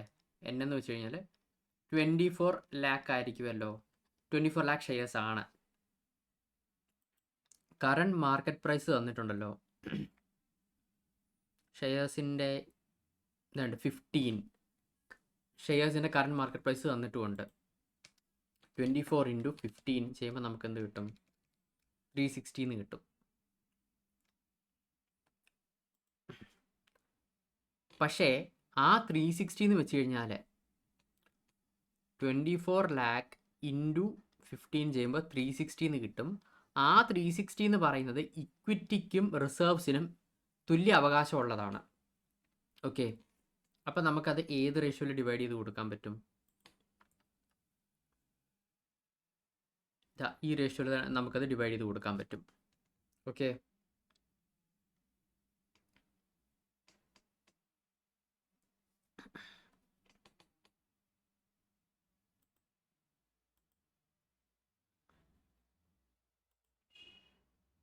Okay, so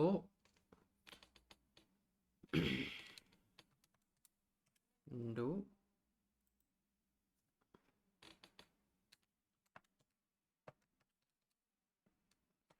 okay,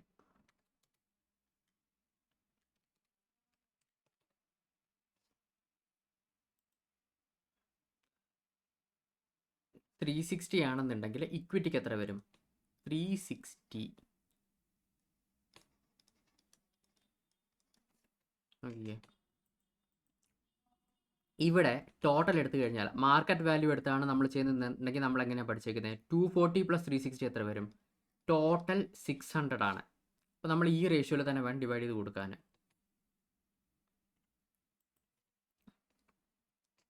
240/600, 360/600.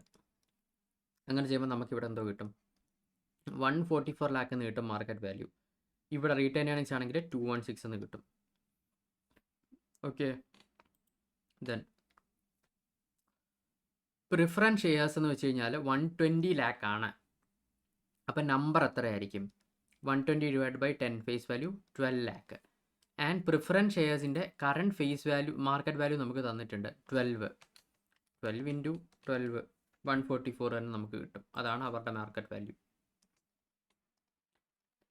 ഡെറ്റിൻ്റെ market value നമുക്ക് തന്നിട്ടുണ്ട്. എത്രയായിരുന്നു?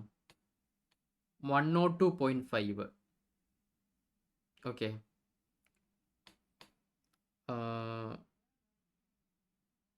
12% ഡിബഞ്ചേഴ്സ് 120 എന്ന് പറഞ്ഞിട്ടുണ്ട്. ഡിബഞ്ചറിൻ്റെ ഫേസ് വാല്യൂ തന്നിട്ടുണ്ടോ? ഇവിടെ 100 നമ്മുടെ ഫേസ് വാല്യൂ എന്നും പറഞ്ഞിട്ടുണ്ടായിരുന്നു. ഓക്കെ, അപ്പം നമ്പർ ഓഫ് ഡിബഞ്ചേഴ്സ് എങ്ങനെ കണ്ടുപിടിക്കുന്നത്? 120 ഡിവൈഡഡ് ബൈ 100 ചെയ്യുമ്പോൾ നമുക്ക് എന്തോ കിട്ടും? 1.2 ലാക്ക് ആണ് നമ്മുടെ നമ്പർ ഓഫ് ഡിബഞ്ചേഴ്സ്. ഈ 1.2 മൾട്ടിപ്ലൈഡ് ബൈ നമ്മുടെ കറണ്ട് മാർക്കറ്റ് വാല്യൂ 102.5 ചെയ്യുമ്പം 123 ലാക്സ് എന്ന് കിട്ടും. 123 ലാക്സ്. ലോണിന് പിന്നെ പ്രത്യേകിച്ച് മാറ്റമൊന്നും വരത്തില്ല, അത് 360 തന്നെ, അതിന് വേറെ മാർക്കറ്റ് വാല്യൂ ഒന്നും വരത്തില്ല. ടോട്ടൽ കൂട്ടിക്ക് 987 ലാക്സ് എന്ന് കിട്ടും. വെയിറ്റ് നമുക്ക് കണ്ടുപിടിക്കാമല്ലോ. 144 ഡിവൈഡഡ് ബൈ 987, 216 ഡിവൈഡ് ബൈ 987, അങ്ങനെ ചെയ്യുമ്പോൾ നമുക്ക് എന്തൊക്കെ കിട്ടും?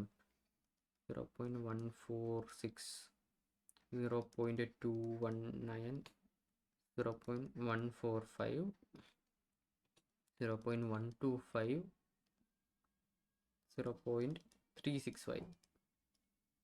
ടോട്ടൽ എടുത്താൽ നമുക്ക് 1.000 എന്ന് കിട്ടും.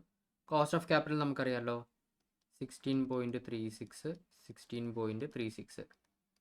ഇക്വിറ്റി റിസേർവ്സും പ്രിഫറൻസ് ആണെങ്കിൽ 9.17, ഡെറ്റ് ആണെങ്കിൽ ഡിബഞ്ചേഴ്സ് ആണെങ്കിൽ 9.29, ലോൺ ആണെങ്കിൽ 8.40. Cost of capital into weight ചെയ്യുക കറസ്പോണ്ടിങ് ആയിട്ട്. 2.388, 583, 1.330, 0.786, 3.066 എല്ലാം കൂടെ കൂട്ടുമ്പോൾ നമുക്ക് കിട്ടും 11.153%. ഇതാണ് നമ്മുടെ KO അഥവാ weighted average cost of capital എന്ന് പറഞ്ഞു കഴിഞ്ഞാൽ. ഓക്കെ, ഒന്ന് ഓർത്തേ മക്കളെ, ഇതേണ്ട 2 ഈസി ക്വസ്റ്റ്യൻസ്, വേറെ പ്രത്യേകിച്ച് നമുക്ക് തല പോയിക്കാനൊന്നും ഇല്ലാത്ത കാര്യങ്ങൾ തന്നെ തന്നിട്ടുണ്ട്. അതാണ് നമ്മുടെ question number 4. Okay, then question number 5. Jay and Karthi Limited is considering 3 capital projects. Expected cash flow of the projects are as under. 3 project ഉണ്ട്, ആൽഫ ബീറ്റ ഗാമ. ഇത് ഇയർ ആണ്, ഇയർ 0, ഇയർ 1, ഇയർ 2, ഇയർ 3. അതിലെ cash ഫ്ലോസും തന്നിട്ടുണ്ട്. Amount in bracket represent cash out flows എന്നും പറഞ്ഞിട്ടുണ്ട്. As a cost and management accountant, you are to calculate the NPV and PI profitability index of the above projects and suggest which project will be preferred by Jay and Karthi Limited. Presuming a discount rate of 10% and present value of ₹1 at the rate being 10% in the present value factors ഇവിടെ തന്നിട്ടുണ്ട്. Okay, so അതാണ് question number 5 എന്ന് പറഞ്ഞു കഴിഞ്ഞാൽ. ഒന്നുമില്ല, ഈസിയാ, ചെയ്ത് നോക്കാം.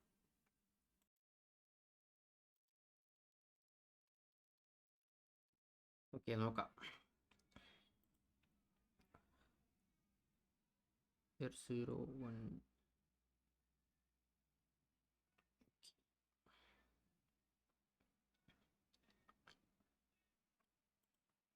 Okay, നമുക്ക് എഴുതി വെക്കാം. Year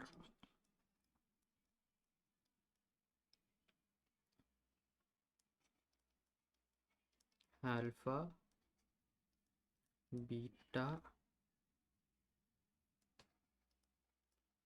gamma.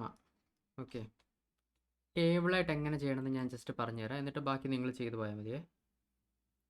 Okay, minus 1 8 80 90.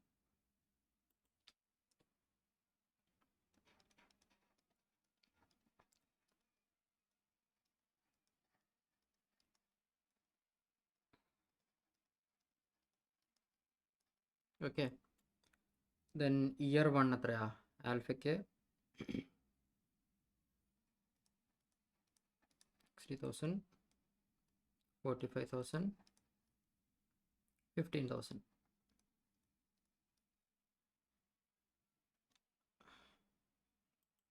B Tech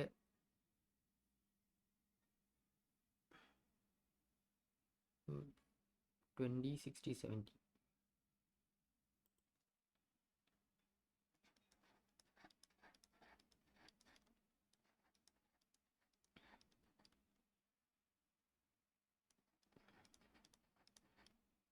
okay, ഗാമയ്ക്ക്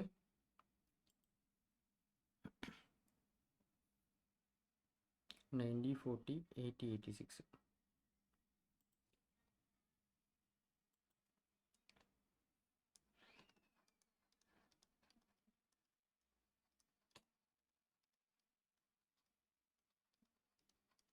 okay, present value factor നമുക്ക് ക്വസ്റ്റനിൽ തന്നിട്ടുണ്ട്.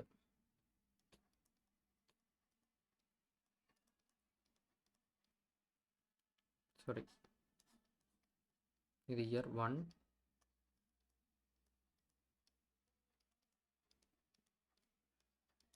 751. ഓക്കെ, പ്രത്യേകിച്ച് സംഭവമൊന്നുമില്ല. ആൽഫയുടെ വാല്യൂസ് എടുക്കുക, കറസ്പോണ്ടിങ് പ്രസൻറ്റ് വാല്യൂ ഫാക്ടറും കൊണ്ട് മൾട്ടിപ്ലൈ ചെയ്യുക, പ്രസൻറ്റ് വാല്യൂ ഓഫ് ആൽഫ കിട്ടും. ഇതേപോലെ തന്നെ ബീറ്റയ്ക്കും ചെയ്യുക, ഗാമയ്ക്കും ചെയ്യുക. അങ്ങനെ ചെയ്യുമ്പോൾ പ്രസൻറ്റ് വാല്യൂ ടോട്ടൽ നമുക്ക് കിട്ടും. സോ ടെക്സ്റ്റിലെ ഫോർമാറ്റ് അവർ എക്സാമിന് അവർ ഫോളോ ചെയ്തിരിക്കുന്ന ഫോർമാറ്റ് ഇത് ഇങ്ങനെയാണേ. ഇതിപ്പോൾ അവർ ഇൻഫ്ലോസ് മാത്രമേ എടുത്തിട്ടുള്ളൂ, ഔട്ട്ഫ്ലോസ് അവർ സെപ്പറേറ്റാണ് ചെയ്തേക്കുന്നത്. സോ അങ്ങനെ ചെയ്യണമെന്ന് പ്രോഫിറ്റബിലിറ്റി ഇൻഡെക്സ് ചോദിച്ചിട്ടുണ്ട്, അതുകൊണ്ടാണ്. ഓക്കെ, സോ NPV കണ്ടുപിടിക്കാനാണെങ്കിൽ നിങ്ങൾ ജസ്റ്റ് ഇങ്ങനെ ചെയ്ത് പോയാൽ മതി. പ്രോഫിറ്റബിലിറ്റി ഇൻഡെക്സ് കണ്ടുപിടിക്കാനാണെങ്കിൽ ഇതേണ്ട എപ്പോഴും ഇത്രയും വേണം എടുക്കാൻ. ഓക്കെ, ഇതിൻ്റെ പ്രസൻറ്റ് വാല്യൂ, ഇതിൻ്റെ പ്രസൻറ്റ് വാല്യൂ, ഇതിൻ്റെ രണ്ടിൻ്റെ പ്രസൻറ്റ് വാല്യൂ, അങ്ങനെ വേണം നമ്മൾ സെഗ്രിഗേറ്റ് ചെയ്ത് വേണം ചെയ്യാൻ. ഓക്കെ, അപ്പോൾ ഓക്കെ, സംഭവം ആൽഫയുടെ നമുക്കൊന്ന് ഞാൻ ഒരെണ്ണത്തിൻ്റെ ചെയ്ത് കാണിച്ചു തരാം, അതുപോലെ തന്നെ നിങ്ങൾ ബാക്കി രണ്ടെണ്ണത്തിനും ചെയ്ത് പോയാൽ മതി. ഓക്കെ, ആൽഫയുടെ ചെയ്യാനാണെങ്കിൽ year 0. Okay, present value cash flows. Okay, so year 0-ലേതാണ് നമുക്ക് ഔട്ട്ഫ്ലോ വന്നേക്കുന്നത്. സോ 1 lakh ഇൻറ്റു 1 ചെയ്യുമ്പോൾ നമുക്ക് എന്തോ കിട്ടും, -1 lakh തന്നെ കിട്ടും. Okay, then 60,000 into 0.909 54540 37170 11265. Okay, net figure എടുത്തു കഴിഞ്ഞാൽ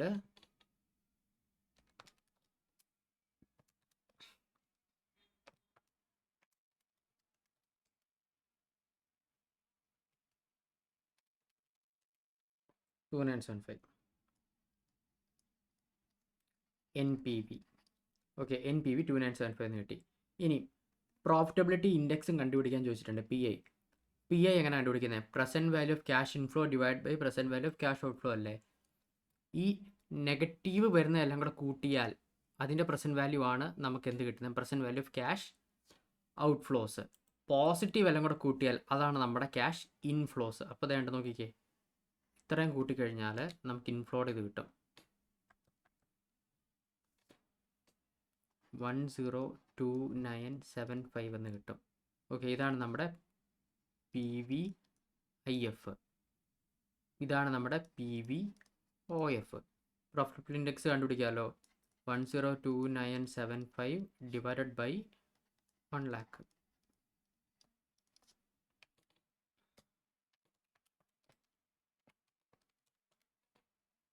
.029 എന്ന് കിട്ടും.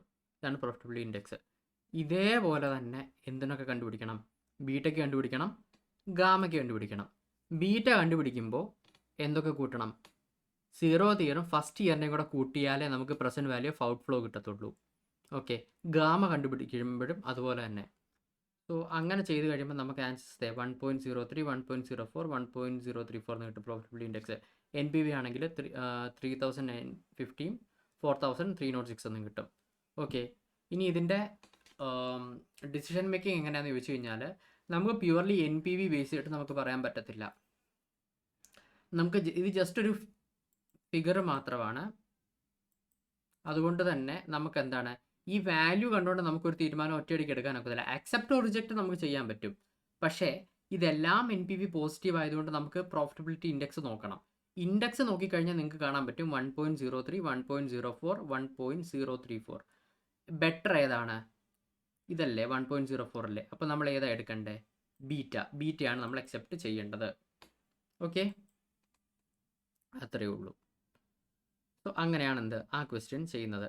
സ്ട്രെയിറ്റ് ഫോർവേഡ് ഈസി ക്വസ്റ്റ്യൻ ആണ്. അതുകൊണ്ടാണ് ഞാൻ ഒരെണ്ണം മാത്രം ചെയ്ത് കാണിച്ചത്. ഓക്കെ, അടുത്തത് question number B. XYZ Limited is considering the introduction of a new product. It is estimated that the profits before depreciation and tax would increase by profit before depreciation and tax ആണ് PBT. Would increase before ഡിപ്രിസിയേഷനൂടെ ചെയ്തിട്ടുണ്ട്. അപ്പോൾ അതിൻ്റെ അർത്ഥം എന്തുവാ? Cash flow before tax അല്ലേ ഈ പറഞ്ഞേക്കുന്നേ? അല്ലേ?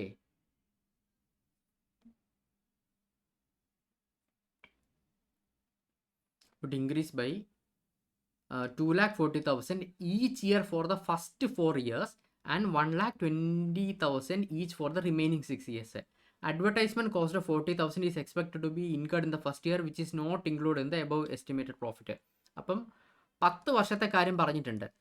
1, 2, 3, 4, 5, 6 അങ്ങനെ 10 വർഷം, 8, 9, 10 അങ്ങനെ 10 വർഷം പോകുന്നുണ്ടെന്നുണ്ടെങ്കിൽ ആദ്യത്തെ 4 വർഷത്തേക്ക് 2.4 ലാക്ക് വെച്ച് ഇൻക്രീസ് ആകും നമ്മുടെ പ്രോഫിറ്റ് ബിഫോർ ടാക്സ്. അത് കഴിഞ്ഞുള്ള 6 വർഷത്തേക്ക് 1.2 ലാക്ക് വെച്ച് ഇൻക്രീസ് ആകും. വേറൊരു കാര്യം പറഞ്ഞിട്ടുണ്ട്, ആദ്യത്തെ വർഷം ഒരു 40,000 അഡ്വർടൈസ്മെൻറ്റ് കോസ്റ്റ് ഇൻകർ ആവുന്നുണ്ട്. അപ്പോൾ ഇതിനകത്തുനിന്നൊരു 40,000 കൂടെ കുറയും, പോയിട്ട് 2 ലക്ഷമേ ആദ്യത്തെ വർഷം വരത്തുള്ളൂ നമ്മുടെ ഇൻഫ്ലോ ആയിട്ട്. ഓക്കെ, പിന്നെ പറയുന്നത് a new plan costing 4 lakh will be installed for the production of the new product. പുതിയ പ്രോഡക്റ്റ് ഉണ്ടാക്കാൻ വേണ്ടിയിട്ടൊരു പുതിയ പ്ലാന്റിനെ നമ്മൾ ഇൻസ്റ്റോൾ ചെയ്യണം. അതിന് 4 ലക്ഷമാണ് അതിൻ്റെ cost. Salvage value after 10 years എന്ന് വെച്ച് കഴിഞ്ഞാൽ 80,000 ആണ്. വർക്കിംഗ് ക്യാപിറ്റൽ ഇൻവെസ്റ്റ്മെൻറ്റ് എന്ന് വെച്ച് കഴിഞ്ഞാൽ 40,000 ആണ്. പിന്നെ will be required in the year of installing and 30,000 in the following year. അപ്പോൾ working capital for first year അല്ലെങ്കിൽ 0th ഇയർ, 0th ഇയറിലേക്ക് നമുക്ക് 40,000 വേണം. ഇയർ 1ലേക്ക് നമുക്ക് 30,000 വേണം. കമ്പനീസ് ടാക്സ് റേറ്റ് നമുക്ക് തന്നിട്ടുണ്ട് 30%. WDVയിലാണ് എന്ത് കമ്പനി ഡിപ്രിസിയേഷൻ ക്ലെയിം ചെയ്യുന്നതെന്ന് പറഞ്ഞിട്ടുണ്ട്. If the company's required return is 20%, suggest whether ഈ റിക്വയർഡ് റേറ്റ് ഓഫ് റിട്ടേൺ എന്ന് വെച്ച് കഴിഞ്ഞാൽ എന്താ? കോസ്റ്റ് ഓഫ് ക്യാപിറ്റലാണ്, അഥവാ നമ്മുടെ ഡിസ്കൗണ്ടിങ് ഫാക്ടർ. ആ ഡിസ്കൗണ്ടിങ് ഫാക്ടറിൻ്റെ റേറ്റ് നമുക്കിവിടെ തന്നിട്ടുണ്ട്. Suggest whether the company should introduce the new product or ignore.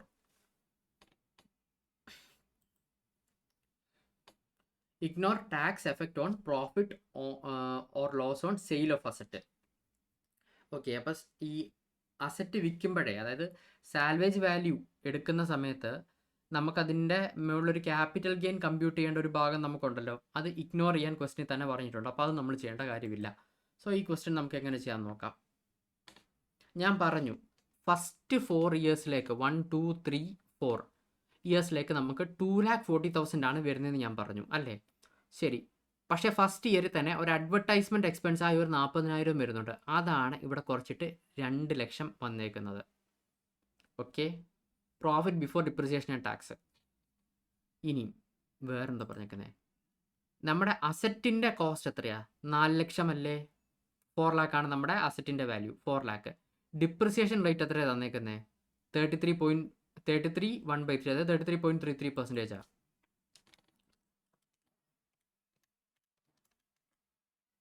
Okay, അപ്പോൾ 4 lakh ഇൻറ്റു 33.33 ചെയ്യുമ്പോൾ നമുക്ക് എന്തോ കിട്ടും? 1.333. അത് നമ്മൾ കുറച്ചിട്ട് അങ്ങനെ റിട്ടേൺ ഡൗൺ വാല്യൂവിലാണ് നമ്മൾ ചെയ്യുന്നത്. ഓക്കെ, SLM അല്ല, റിട്ടേൺ ഡൗൺ വാല്യൂവിലാണ്. അപ്പോൾ അങ്ങനെ നമ്മൾ ചെയ്തു പോകണം. ഓക്കെ, സോ നോക്കിക്കേ, ഡിപ്രിസിയേഷന് സെപ്പറേറ്റ് നമ്മളൊരു ടേബിൾ മെയിൻറ്റെയിൻ ചെയ്യേണ്ടി വരും ചെയ്യുമ്പോൾ. 4 lakh ആണ് ഇൻറ്റു 33.33% ചെയ്യുമ്പോൾ നമുക്ക് എന്തോ കിട്ടും?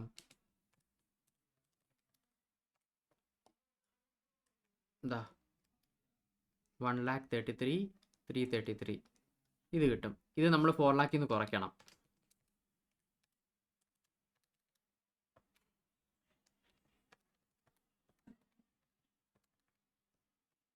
2,66,667 എന്ന് കിട്ടും. അതിൻ്റെ കൂടെ നമ്മൾ എന്തോ ചെയ്യണം? 33.33 ചെയ്യുമ്പോൾ നമുക്ക് ഇത് കിട്ടും. ഇതേണ്ടേ 88,889 അങ്ങനെ. എന്നിട്ട് അത് എന്തിന്ന് കുറയ്ക്കണം? ഈ 266 നിന്ന് കുറയ്ക്കണം. അങ്ങനെ റിട്ടേൺ ഡൗൺ വാല്യൂവിൽ വേണം നമ്മൾ ഡിപ്രിസിയേഷൻ ചെയ്ത് പോകാൻ. ഓക്കെ, അപ്പം പ്രോഫിറ്റ് ബിഫോർ ഡിപ്രിസിയേഷൻ ആൻഡ് ടാക്സിനകത്തു നിന്ന് നമ്മൾ ഡിപ്രിസിയേഷൻ കുറയ്ക്കുമ്പോൾ നമുക്ക് എന്ത് കിട്ടും? PBT കിട്ടും. ഓക്കെ, ഈ PBT അതിനകത്തു നിന്ന് നമ്മൾ ടാക്സ് റേറ്റ് നമുക്ക് എത്രയാണ് ക്വസ്റ്റിന് തന്നേക്കുന്നത്? 30% ടാക്സ് റേറ്റ് നമ്മൾ കുറയ്ക്കണം. കുറയ്ക്കുമ്പോൾ നമുക്ക് PAT കിട്ടും, പാറ്റ് കിട്ടും. ഈ പാറ്റിലേക്ക് നമ്മൾ ഇവിടെ കുറച്ച് ഡിപ്രിസിയേഷനെ തിരിച്ച് ആഡ് ബാക്ക് ചെയ്യണം.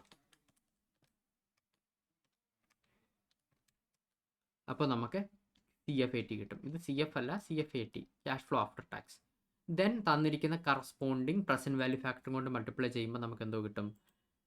കറസ്പോണ്ടിങ് പ്രസൻറ്റ് വാല്യൂ കിട്ടും 10 വർഷത്തേക്കുള്ളത്. ഓക്കെ, ഇനി ഇയർ 10 ആകുമ്പോൾ നമുക്ക് വേറെ 2 കാര്യങ്ങളൂടെ വരുന്നുണ്ട്. ടെർമിനൽ ഫ്ലോ വരുന്നുണ്ട്, അതുപോലെ തന്നെ വർക്കിംഗ് ക്യാപിറ്റൽ റിലീസും ആകുന്നുണ്ട്. ഓക്കെ, അപ്പോൾ വർക്കിംഗ് ക്യാപിറ്റൽ എന്ന് പറഞ്ഞു കഴിഞ്ഞാൽ മൊത്തം എത്ര വർക്കിംഗ് ക്യാപിറ്റലാണ് നമുക്ക് വരുന്നത്? ഫസ്റ്റ് ഇയറിൽ നമുക്കൊരു 40,000 ഉണ്ടായിരുന്നു. സെക്കൻഡ് ഇയർ, അതായത് ഇയർ 0 നമുക്കൊരു 40,000ഉം ഇയർ 1 30,000ഉം വരുന്നുണ്ട്. അപ്പോൾ ടോട്ടൽ നമുക്കൊരു 70,000 വർക്കിംഗ് ക്യാപിറ്റൽ വരുന്നുണ്ട്. അതേപോലെ തന്നെ സാൽവേജ് വാല്യൂ എന്ന് വെച്ച് കഴിഞ്ഞാൽ ഒരു 80,000ഉം വരുന്നുണ്ട്. അതും കൂടെ നമുക്ക് ഏത് വർഷം കിട്ടും? ഇയർ 10 ആകുമ്പോൾ നമുക്കത് റിക്കവർ ആകും. വർക്കിംഗ് ക്യാപിറ്റലായ 70,000ഉം വരും, ഇതിൻ്റെ സാൽവേജ് വാല്യൂ ആയ 80,000ഉം വരും. മൾട്ടിപ്ലൈഡ് ബൈ 10th ഇയറിൻ്റെ പ്രസൻറ്റ് വാല്യൂ ചെയ്യുമ്പോൾ നമുക്ക് എന്ത് കിട്ടും? Present value of cash inflows കിട്ടും. ഇനി present value of cash outflows നമുക്ക് കണ്ടുപിടിക്കാമല്ലോ. അതെന്തൊക്കെയാണ്? നമ്മുടെ മെഷീൻ ഇയർ 0 ഇത് ഇയർ 0. മെഷീൻ വാങ്ങിച്ച 4 ലക്ഷം. അതുപോലെ തന്നെ ഫസ്റ്റ് ഇയറിലെ വർക്കിംഗ് ക്യാപിറ്റൽ റിക്വയർമെൻ്റ് ആയ 40,000. ഇയർ 1 വർക്കിംഗ് ക്യാപിറ്റൽ റിക്വയർമെൻ്റ് ആയി 30,000 multiplied by year 1 discounting factor. Okay, കാര്യം എന്താ? നമ്മൾ ഈ വർക്കിംഗ് ക്യാപിറ്റലായ 30,000നെ നമ്മൾക്ക് ചിലവാകാൻ പോകുന്നത്, ഇത് ഒരു ഔട്ട്ഫ്ലോ ആണ്. ഈ ഔട്ട്ഫ്ലോ ഉണ്ടാകുന്നത് നമുക്ക് ഫസ്റ്റ് ഇയറിലാണ്, ഇയർ 1. അപ്പോൾ ഇയർ 1 ഡിസ്കൗണ്ടിങ് ഫാക്ടറും കൊണ്ട് നമ്മൾ മൾട്ടിപ്ലൈ ചെയ്ത് അതിനെ നമ്മൾ പ്രസൻറ്റ് വാല്യൂവിലേക്ക് എത്തിക്കണം. എന്നാലേ നമുക്ക് പ്രസൻറ്റ് വാല്യൂ ഓഫ് ഔട്ട്ഫ്ലോസ് വരത്തുള്ളൂ. മിക്കവാറും പിള്ളേർ തെറ്റിക്കാൻ പോകുന്ന ഒരു പോയിന്റ് ഇതാണ്. ഓക്കെ, ഇത് അതിൽ ഏറ്റവും ഇമ്പോർട്ടൻറ്റ് സാധനം. ബാക്കിയൊക്കെ നിങ്ങൾ ചെയ്യുമെന്ന് എനിക്ക് ഉറപ്പാണ്. പക്ഷേ നിങ്ങൾക്ക് തെറ്റിക്കാൻ ഏറ്റവും കൂടുതൽ സാധ്യതയുള്ള ഒരു പോയിന്റാണ് എന്ത്? Present value of. കാര്യം നമ്മൾ മിക്കവാറും ക്വസ്റ്റ്യൻ എടുക്കുമ്പോഴെല്ലാം ഇയർ 0 തന്നെയാണ് എല്ലാ ഔട്ട്ഫ്ലോയും നടക്കുന്നത്. അതുകൊണ്ട് നിങ്ങൾ ആ ഫ്ലോയിൽ തന്നെ എന്താണ് എടുത്തു വെച്ച് ചെയ്യും. അല്ല, ഇവിടെ നമ്മൾ ഇയർ 1 ഇൻകർ ആകുന്ന വർക്കിംഗ് ക്യാപിറ്റലായ 30,000നെ ഇയർ 1 ഡിസ്കൗണ്ടിങ് ഫാക്ടർ കൊണ്ട് മൾട്ടിപ്ലൈ ചെയ്ത് അതിനെ പ്രസൻറ്റ് വാല്യൂവിലേക്ക് കൊണ്ടുവരണം. അതിനെ എടുത്താലേ നമുക്ക് എന്ത് കിട്ടത്തുള്ളൂ? PVOF കിട്ടത്തുള്ളൂ. ദെൻ PVIF മൈനസ് POF ചെയ്യുമ്പോൾ നമുക്ക് NPV കിട്ടും 1,80,361. NPV പോസിറ്റീവ് ആയതുകൊണ്ട് നമുക്കതിനെ അക്സെപ്റ്റ് ചെയ്യാൻ പറ്റും. ഓക്കെ അല്ലേ മക്കളെ? സോ അതാണ് നമ്മുടെ ക്യാപിറ്റൽ ബഡ്ജറ്റിങ്ങിൻ്റെ 2 ക്വസ്റ്റ്യൻസ് എന്ന് വെച്ച് കഴിഞ്ഞാൽ. ക്വസ്റ്റ്യൻ ബി ഒരു പൊടിക്ക് ട്രിക്കിയാണ്, ബട്ട് ഒന്ന് ശ്രദ്ധിച്ചു കഴിഞ്ഞാൽ നിങ്ങൾക്ക് ഈസി ആയിട്ട് ചെയ്യാൻ പറ്റും. നമ്മൾ ടെക്സ്റ്റിലൊക്കെ ചെയ്തേക്കുന്ന സെയിം മോഡൽ തന്നെയാണ്. എക്സെപ്റ്റ് അവിടെ ഒറ്റ കാര്യമേ ഉള്ളൂ, ആ ഔട്ട്ഫ്ലോയുടെ പ്രസൻറ്റ് വാല്യൂ എടുക്കുമ്പോൾ ആ 30,000 ശ്രദ്ധിച്ചോണം. Okay, question number 6A. From the following information calculate the amount of net working capital. എല്ലാം തന്നിട്ടുണ്ട്, എല്ലാം അതുപോലെ എഴുതി വെച്ചിട്ടുണ്ട്. ഫിനിഷ്ഡ് ഗുഡ്സ് വാല്യൂ അതുപോലെ തന്നിട്ടുണ്ട്, റോ മെറ്റീരിയൽ അതുപോലെ തന്നിട്ടുണ്ട്. നമുക്ക് പെർ യൂണിറ്റ് സ്പ്ലിറ്റപ്പ് നമുക്ക് തന്നിട്ടില്ല, പെർ യൂണിറ്റ് വാല്യൂ എത്ര തന്നിട്ടില്ല. അതുകൊണ്ട് തന്നെ നമുക്കിവിടെ WIPനെ കമ്പ്യൂട്ട് ചെയ്യാൻ നമുക്ക് പറ്റത്തുമില്ല. നമുക്ക് തന്നെ ആൻസർ നോക്കാം. നോക്ക്, റോ മെറ്റീരിയൽ, ഫിനിഷ്ഡ് ഗുഡ്സ് അതേപോലെ വാല്യൂ എടുത്ത് എഴുതിയിട്ടുണ്ട്. ദെൻ ആവറേജ് ക്രെഡിറ്റ് ഗിവൺ, അതായത് ഡെറ്റേഴ്സ് ആണ്. Debtors inland sales 4 week credit അതെത്ര 2,60,00,000 തന്നിട്ടുണ്ട്. അതായത് നമ്മുടെ രാജ്യത്തിനകത്ത് കൺട്രിക്കകത്ത് വിറ്റേക്കുന്നതെന്ന് വെച്ച് കഴിഞ്ഞാൽ 2,60,00,000 ആണെന്നുണ്ടെങ്കിൽ അവർക്ക് കൊടുത്തേക്കുന്നത് 4 വീക്സ് ക്രെഡിറ്റ് ആണ്. വീക്ക്ലി കണക്കാണ് ഇവിടെ. അപ്പോൾ എന്തുവാ, ഈ 2,60,00,000 × 4/52 ചെയ്താൽ പോരെ, നമുക്ക് ഇൻലാൻഡിലുള്ള ക്രെഡിറ്റേഴ്സ് കിട്ടും. എക്സ്പോർട്ടിനെ കണ്ടുപിടിക്കണമെങ്കിലോ ഈ 65 lakh × 1.5/52 ചെയ്താൽ പോരെ, നമുക്ക് എക്സ്പോർട്ടിൻ്റെയും കിട്ടും. അത് തന്നെയാണ് അവർ ഇവിടെയും ചെയ്ത് വെച്ചേക്കുന്നത്. 2,60,00,000 × 4/52 നമുക്ക് ഇൻലാൻഡ് ഡെറ്റേഴ്സ് കിട്ടും. അതുപോലെ തന്നെ നമുക്ക് എന്താണ് എക്സ്പോർട്ട് ഡെറ്റേഴ്സും കിട്ടും. Then lag in payment of wages and other inputs. Okay, ഇത് പേയബിൾസാ. Wages 1.5 weeks. ഓക്കെ, അപ്പോൾ ഈ 24 lakh × 1.5/52 69,230 എന്ന് കിട്ടും. അത് കറണ്ട് ലൈബിലിറ്റിയിൽ വരുന്ന സാധനമാണ്. അതേപോലെ തന്നെ stock of material 1.5 months, rent, royalties, creditors for raw മെറ്റീരിയലാ. ഓക്കെ, 3,60,000 × 1.5 / 52 10385.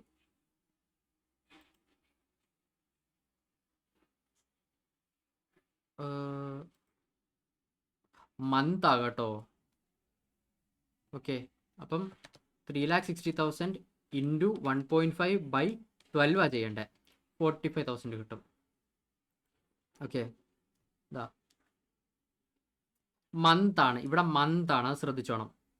അടുത്ത റെന്റ് ആൻഡ് റോയൽറ്റീസ്, അതും മന്ത് കണക്കാണ് തന്നേക്കുന്നത്. അപ്പോൾ 80,000 × 6/12. Clerical staff 6 lakh × 1.5/12.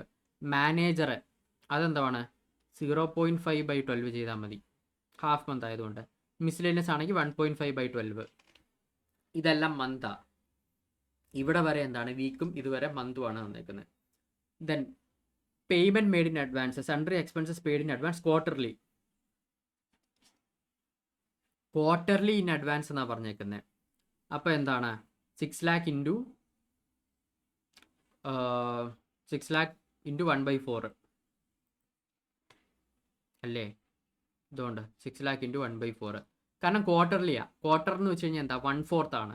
6 lakh × 1/4 ചെയ്യുമ്പോൾ അങ്ങനെ ജസ്റ്റ് ഡയറക്റ്റ് വാല്യൂസ് എല്ലാം തന്നിട്ടുണ്ട് ക്വസ്റ്റിൽ തന്നെ. മൾട്ടിപ്ലൈ ചെയ്യുക, എടുത്തെഴുതുക, കറണ്ട് അസറ്റ്സ് എഴുതുക, ടോട്ടൽ എടുക്കുക, കറണ്ട് ലയബിലിറ്റീസ് എഴുതുക, ടോട്ടൽ എടുക്കുക, നെറ്റ് വർക്കിംഗ് ക്യാപിറ്റൽ കിട്ടും. ഓക്കെ, സോ അങ്ങനെയാണ് 6A ചെയ്യുന്നത്. അതും സ്ട്രെയിറ്റ് ഫോർവേഡ് ക്വസ്റ്റ്യൻ ആണ്, അതുകൊണ്ടാണ് ചെയ്ത് കാണിക്കാത്തത്. പ്രത്യേകിച്ച് അഡ്ജസ്റ്റ്മെൻറ്റോ കാര്യങ്ങളോ ഒന്നുമില്ല.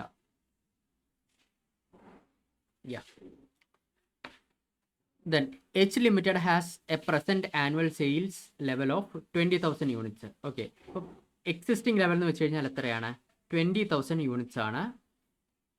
പിന്നെ at ₹300 per unit, selling price 300 ആണ്. വേരിയബിൾ കോസ്റ്റ് എന്ന് വെച്ച് കഴിഞ്ഞാൽ 200 ആണ്. Variable cost 200. ഫിക്സഡ് കോസ്റ്റ് എന്ന് വെച്ച് കഴിഞ്ഞാൽ 6 lakh per annum. Present credit allowed by the company's 1 month. Existing period ഉണ്ട്. Company is considering a proposal to increase a credit period of 2 months and 3 months and has made the following estimate. Okay, അപ്പോൾ company നിലവിലത്തെ credit പീരീഡായ 1 month കൂട്ടണം എന്ന് അവർക്കൊരാഗ്രഹമുണ്ട്. അങ്ങനെ അവർ propose ചെയ്തിരിക്കുന്ന 2 months 3 months ആണ്. 2 months ആണെന്നുണ്ടെങ്കിൽ സെയിൽസിൽ 15% ഇൻക്രീസ് വരും. അതേപോലെ തന്നെ ബാഡ് ഡെറ്റ്സ് 3% ആയിരിക്കും വരാൻ പോകുന്നത് സെയിൽസിന്റെ, ടോട്ടൽ സെയിൽസിന്റെ. Okay, there will be increase in fixed cost by 1 lakh on account of increase in sales beyond 50%. അപ്പം ഇൻക്രീസ് ഇൻ സെയിൽസ് ബിയോണ്ട് 50%, 15% കൂടുതൽ സെയിൽസ് കൂടുന്നുണ്ടെന്നുണ്ടെങ്കിൽ നമ്മുടെ ഫിക്സഡ് കോസ്റ്റും ഒരു 1 lakh കൂടുമെന്നാണ് പറഞ്ഞിരിക്കുന്നത്. അതായത് 3 മാസത്തിന് നമുക്ക് ഫിക്സഡ് കോസ്റ്റ് എത്ര ആയിരിക്കും വരുന്നത്? ഒരു അഡീഷണൽ 1 lakh കൂടെ ഇൻകർ ആകും. Okay, company plans on pre tax return of 20% on the investment on receivables. Okay, analyze the proposed policy, identify the policy to be selected. അപ്പോൾ നമുക്ക് നോക്കാം. Existing 1 month, 2 month, 3 month. Okay, number of units first കേസിൽ existing 20 ആണ്. Second കേസിൽ നമ്മുടെ credit period 2 മാസമാക്കി കൊടുക്കുകയാണെന്നുണ്ടെങ്കിൽ 20,000 എന്നുള്ളത് 15% increase ആകും. ഇവിടെ ഒരു 3000 കൂടെ കൂടും. അതായത് ഇവിടെ 23,000 ആവും.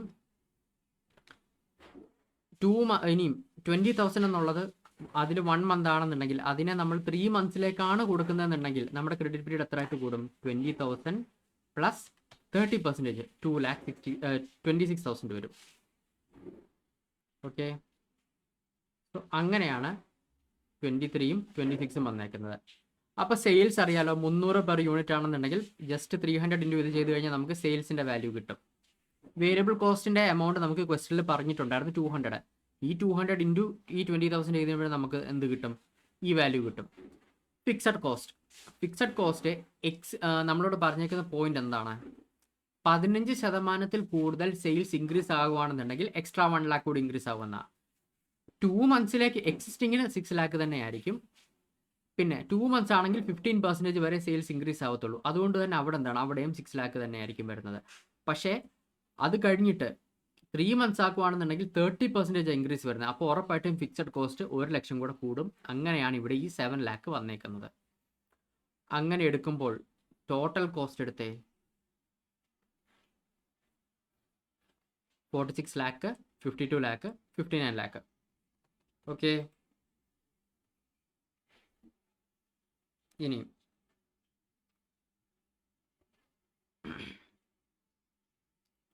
നമ്മുടെ ആവറേജ് കോസ്റ്റ് ഓൺ ഡെറ്റേഴ്സ് എങ്ങനെയാണ് കണ്ടുപിടിക്കുന്നതെന്നാണ്. ഇത് നമ്മൾ പഠിച്ചിട്ടുണ്ടായിരുന്നു. എന്താണ് ദേ ഈ ടോട്ടൽ കോസ്റ്റ് ഒരെണ്ണത്തിന് ചെയ്ത് കാണിക്കാം. ടോട്ടൽ കോസ്റ്റ്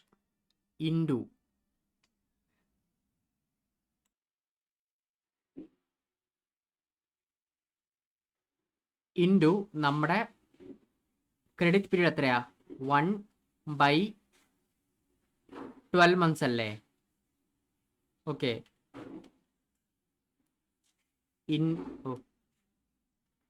ഇൻറ്റു നമ്മുടെ ഇൻട്രസ്റ്റ് കോസ്റ്റ് 20%, 46 lakh ഇൻറ്റു 20% ബൈ 12 ചെയ്യുമ്പോൾ നമുക്ക് കിട്ടും 76,667.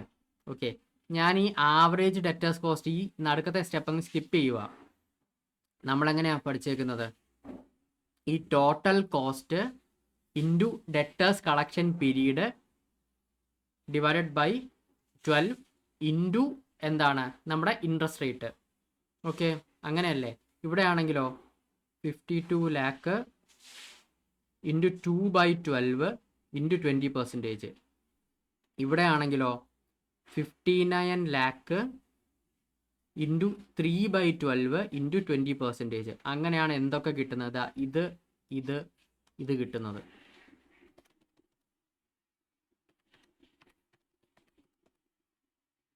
ഓക്കെ, സോ ഈ ആവറേജ് ഡെറ്റേഴ്സ് കോസ്റ്റ് കണ്ടുപിടിച്ച് പിന്നെ അത് ചെയ്യേണ്ട കാര്യമൊന്നുമില്ല. ഡയറക്റ്റ്ലി ഇത് നമുക്ക് കണ്ടുപിടിക്കാൻ പറ്റും. ബാഡ് ഡെറ്റ് എങ്ങനെയാണ് കണ്ടുപിടിക്കുന്നത്? നമ്മുടെ സെയിൽസിൻ്റെ നിശ്ചിത ശതമാനമാണെന്ന് പറഞ്ഞിട്ടുണ്ട്. ക്വസ്റ്റ്യനിൽ സെയിൽ എത്രയാ? ബാഡ് ഡെറ്റിന് 1, 3 and 5% പറഞ്ഞേക്കുന്നത്. ഫസ്റ്റ് കേസിൽ 1% എന്ന് പറയുമ്പോൾ നമ്മുടെ സെയിൽ എത്രയാണ്? 60 lakh. അതിൻ്റെ 1% എന്നാണ് 60,000. സെക്കൻഡ് കേസിൽ 69 lakh. അതിന് നമുക്ക് എന്താണ്? 3%. to 3%. 207,000 and 3,90,000. അങ്ങനെ നമുക്ക് എന്താണ് അതും കണ്ടുപിടിക്കാൻ പറ്റും. സോ ഈ ടോട്ടൽ കോസ്റ്റിനകത്തുനിന്ന് എന്താണ് നമുക്ക് എന്തൊക്കെ കണ്ടുപിടിക്കാൻ പറ്റും? നമ്മൾ ഫസ്റ്റ് എന്ത് കണ്ടുപിടിക്കണം? നമ്മൾ മറ്റെന്താണ് ഓപ്പർച്യൂണിറ്റി കോസ്റ്റ് ഓൺ ഡെറ്റേഴ്സ് കണ്ടുപിടിക്കണം. അത് കണ്ടുപിടിച്ചതിന് ശേഷം നമ്മൾ എന്ത് കണ്ടുപിടിക്കണം? ബാഡ് ഡെറ്റ് കണ്ടുപിടിക്കണം. ഇതിന് ശേഷം ഈ സെയിൽസിനകത്തുനിന്ന് ഈ ടോട്ടൽ കോസ്റ്റും സെയിൽസ് എ, ഇത് ബി, ഇത് സി, ഇത് ഡി ആണെന്നുണ്ടെങ്കിൽ എയ്ക്കകത്തുനിന്ന് ബി സി ഡി കുറച്ച് കഴിഞ്ഞാൽ നമുക്ക് വാല്യൂസ് കിട്ടും. ഇതിലേതാണ് ബെറ്റർ എന്ന് നോക്കണം. ഓക്കെ, സോ പ്രപ്പോസൽ 1 നോക്കുവാണെങ്കിൽ നെഗറ്റീവാണ് വരുന്നത്. സോ അവിടെ നമുക്കൊരു ഗുണം വരുന്നില്ല.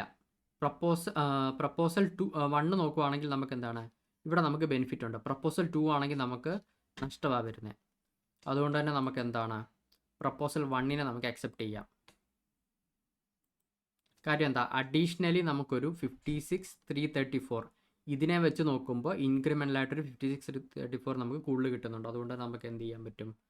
നമുക്കതിനെ അക്സെപ്റ്റ് ചെയ്യാൻ പറ്റും. ഓക്കെ അല്ലേ മക്കളെ? സോ അതും നോർമൽ ക്വസ്റ്റ്യൻ തന്നെയാണ്, പ്രത്യേകിച്ച് അഡ്ജസ്റ്റ്മെൻറ്റ്സ് ഒന്നുമില്ല. ടെക്സ്റ്റ് ബേസ്ഡ് ക്വസ്റ്റ്യൻ തന്നെയാണ് തന്നേക്കുന്നത്. ഓക്കെ, ദെൻ സോ അതാണ് question number 6, working capital. Then question number 7. Y Limited has 1 lakh equity shares of ₹10 each fully paid. Company expects its earning at 12 lakh and cost of capital at 10% for the next financial year.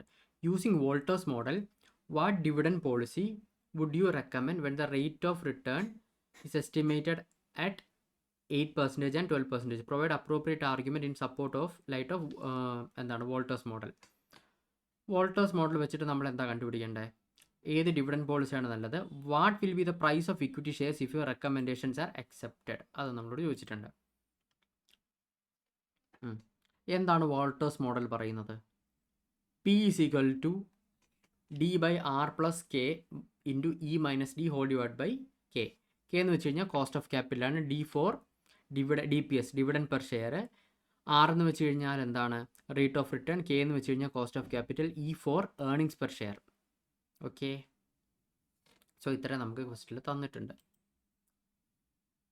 Earnings നമുക്ക് total earnings എത്രയാണ്? 12 lakh എന്ന് പറഞ്ഞിട്ടുണ്ട്. Okay, 12 lakh ആണ്. And 1 lakh equity shares ഉണ്ടെന്ന് പറഞ്ഞിട്ടുണ്ട്. അപ്പോൾ EPS കണ്ടുപിടിക്കാമല്ലോ. EPS എത്രയാണ്? 12 lakh divide by 1 lakh എത്രയാണ്? നമുക്ക് 12 എന്ന് തന്നെ കിട്ടും. Straight forward. അതായത് E എന്ന് വെച്ച് കഴിഞ്ഞാൽ 12 ആണ്. ഓക്കെ, R എന്ന് വെച്ച് കഴിഞ്ഞാൽ 2 റേറ്റ് തന്നിട്ടുണ്ട്, 8 or 12%. KO എന്ന് വെച്ച് കഴിഞ്ഞാൽ 10% തന്നിട്ടുണ്ട്. ഇത് വെച്ചിട്ട് നമ്മൾ എന്തോ ചെയ്യണം? ഫസ്റ്റ് സോൾവ് ചെയ്യണം. സോ ഫസ്റ്റ് നമ്മൾ R-നെ 8 ഇട്ട് ചെയ്യണം. ഓക്കെ, R-നെ 8 ഇട്ട് ചെയ്യുവാണെന്നുണ്ടെങ്കിൽ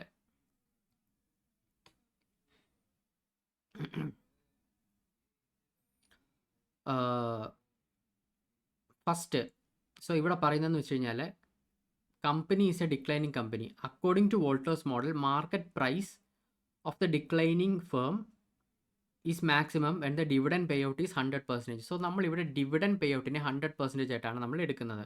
ഓക്കെ, സോ 2 കേസ് എടുക്കുകയാണെന്നുണ്ടെങ്കിൽ R<K ആണെന്നുണ്ടെങ്കിൽ, rate of return is less than cost of capital ആണെന്നുണ്ടെങ്കിൽ അതിനർത്ഥം നമുക്ക് റിട്ടേൺ കുറവാണെന്നല്ലേ? അതിനർത്ഥം കമ്പനി എന്താണ്, കമ്പനിയുടെ ഗ്രോത്ത് കുറവാണ്. അതിനർത്ഥം നമ്മൾ എന്താണ് ചെയ്യേണ്ടത്? ഇനിയിപ്പോൾ നമ്മൾ വേറൊന്നും ചെയ്യേണ്ട, കിട്ടുന്നതിനെ എല്ലാം നമുക്ക് 100% ആയിട്ട് ഡിവിഡൻഡ് കൊടുക്കാമെന്നാണ് പറഞ്ഞിരിക്കുന്നത്. അപ്പോൾ അങ്ങനെയാണെന്നുണ്ടെങ്കിൽ നമുക്ക് എന്തോ ചെയ്യാൻ പറ്റും? 8% ആണെന്നുണ്ടെങ്കിൽ price is equal to dividend എത്രയാ? നമ്മുടെ EPS എത്രയാ? 12. അത് തന്നെയായിരിക്കും നമ്മുടെ ഡിവിഡൻഡും. പ്ലസ് R എത്രയാ? 8, 0.08 divided by K 0.10 into E - D E minus D എത്രയാണ്? 12 - 12 തന്നെയല്ലേ? ഇത് 0 ആകും. ഈ part whole divided by 0.10. 12 divide by 0.10 is equal to 120 എന്ന് കിട്ടും റുപ്പീസ്. അതാണ് എന്ത് നമ്മുടെ MPS എന്ന് പറഞ്ഞു കഴിഞ്ഞാൽ. സോ 100% നമ്മൾ ഡിവിഡൻഡ് കൊടുക്കുകയാണെന്നുണ്ടെങ്കിൽ നമ്മുടെ മാർക്കറ്റ് പ്രൈസ് എന്ന് വെച്ച് കഴിഞ്ഞാൽ 120 റുപ്പീസ് കിട്ടും. ഓക്കെ, ഇനി സെക്കൻഡ് കേസ് നമ്മൾ 12% എടുക്കുക. നമ്മുടെ ഇവിടെ R ഗ്രേറ്റർ ദാൻ K ആ, അതായത് നമ്മുടെ കോസ്റ്റ് ഓഫ് ക്യാപിറ്റലിനെക്കാട്ടിലും റേറ്റ് ഓഫ് റിട്ടേൺ കൂടുതലാണ്. അതിനർത്ഥം കമ്പനിക്ക് ഗ്രോത്ത് ഉണ്ടെന്നുണ്ടെങ്കിൽ നമ്മൾ എന്തോ ചെയ്യണം? ഡിവിഡൻഡ് കൊടുക്കണ്ട, 100% നമ്മൾ റീറ്റെയിൻ ചെയ്യുക, ഡിവിഡൻഡ് പെർസെൻറ്റേജ് 0 ആയിട്ട് എടുക്കുക. ഓക്കെ, അങ്ങനെയാണെന്നുണ്ടെങ്കിൽ ഡി എന്താണ്? D will be 0.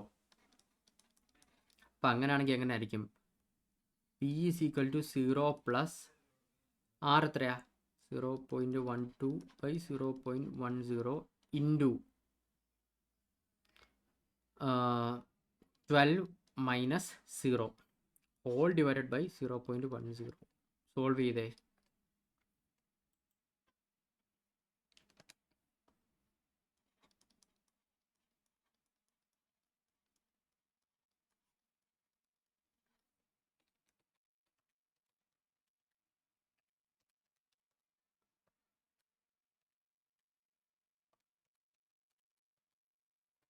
ചെയ്യുമ്പോൾ നമുക്ക് കിട്ടും 144 എന്ന് കിട്ടും. ഓക്കെ, അതാണ് 144. അപ്പോൾ 12% ആണെന്നുണ്ടെങ്കിൽ എന്തായിരിക്കും നമ്മുടെ മാർക്കറ്റ് പ്രൈസ് എന്ന് പറഞ്ഞു കഴിഞ്ഞാൽ 144 ആയിരിക്കും. ഓക്കെ, സോ ഇതാണ് നമ്മൾ രണ്ട് കേസിലും നമുക്ക് കണ്ടുപിടിക്കാനുള്ളത്. ഓക്കെ അല്ലേ മക്കളെ? ഈസിയാണ്. സോ ഇവിടെ ചിന്തിക്കേണ്ട കാര്യം എന്താണ്? നിങ്ങൾ എത്ര പെർസെൻറ്റേജ് ഡിവിഡൻഡ് കൊടുക്കണം എന്ന് ചോദിച്ചു കഴിഞ്ഞാൽ വോൾട്ടർ മോഡൽ ചെയ്തപ്പം ഞാൻ പറഞ്ഞു തന്നായിരുന്നു അല്ലേ? നമ്മൾ ആദ്യമേ നമ്മുടെ റേറ്റ് ഓഫ് റിട്ടേൺ നോക്കണം, നമ്മുടെ കോസ്റ്റ് ഓഫ് ക്യാപിറ്റൽ നോക്കണം. റേറ്റ് ഓഫ് റിട്ടേൺ എന്ന് പറയുന്നത് നമ്മൾ ബിസിനസ് ചെയ്ത് നമുക്ക് കിട്ടുന്ന റിട്ടേൺ എന്ന് പറയുന്നത് നമ്മുടെ കോസ്റ്റ് ഓഫ് ക്യാപിറ്റലിനെക്കാട്ടിലും കൂടുതലാണോ കുറവാണോ നോക്കണം. കൂടുതലാണെന്നുണ്ടെങ്കിൽ അതിനർത്ഥം എന്താണ്? കമ്പനിക്ക് വളർച്ചയുണ്ട്. കുറവാണെന്നുണ്ടെങ്കിൽ കമ്പനിക്ക് വളർച്ചയില്ല. വളർച്ച ഉണ്ടെന്നുണ്ടെങ്കിൽ നമ്മൾ എന്ത് ചെയ്യണം? ഒന്നും ഡിവിഡൻഡ് കൊടുക്കണ്ട, എല്ലാം റീറ്റെയിൻ ചെയ്തോണം. ഇനി അതല്ല വളർച്ചയില്ലെന്നുണ്ടെങ്കിൽ ഉള്ളതെല്ലാം ഡിവിഡൻഡ് കൊടുത്ത് വിട്ടോണം, ഷെയർ ഹോൾഡേഴ്സിനെ ഹാപ്പി ആക്കിക്കോണം. അതാണ്. ദെൻ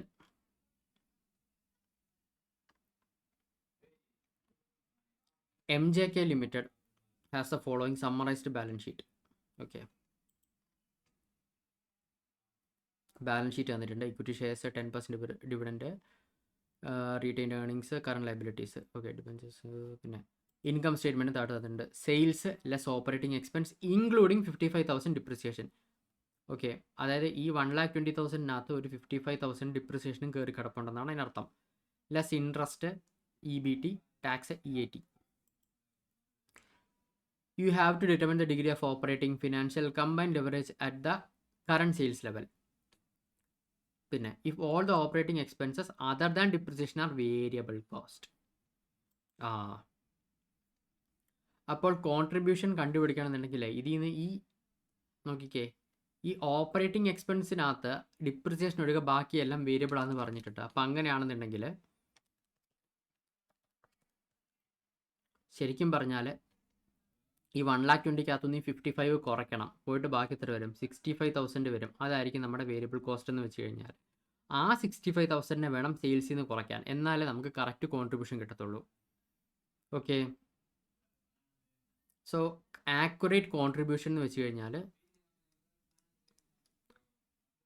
-65,000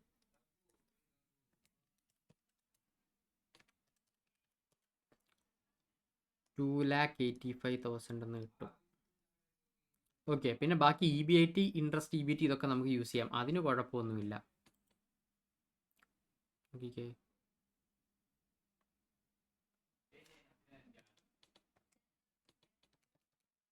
$55,000 അല്ല, 1,20,000 മൈനസ് 55,000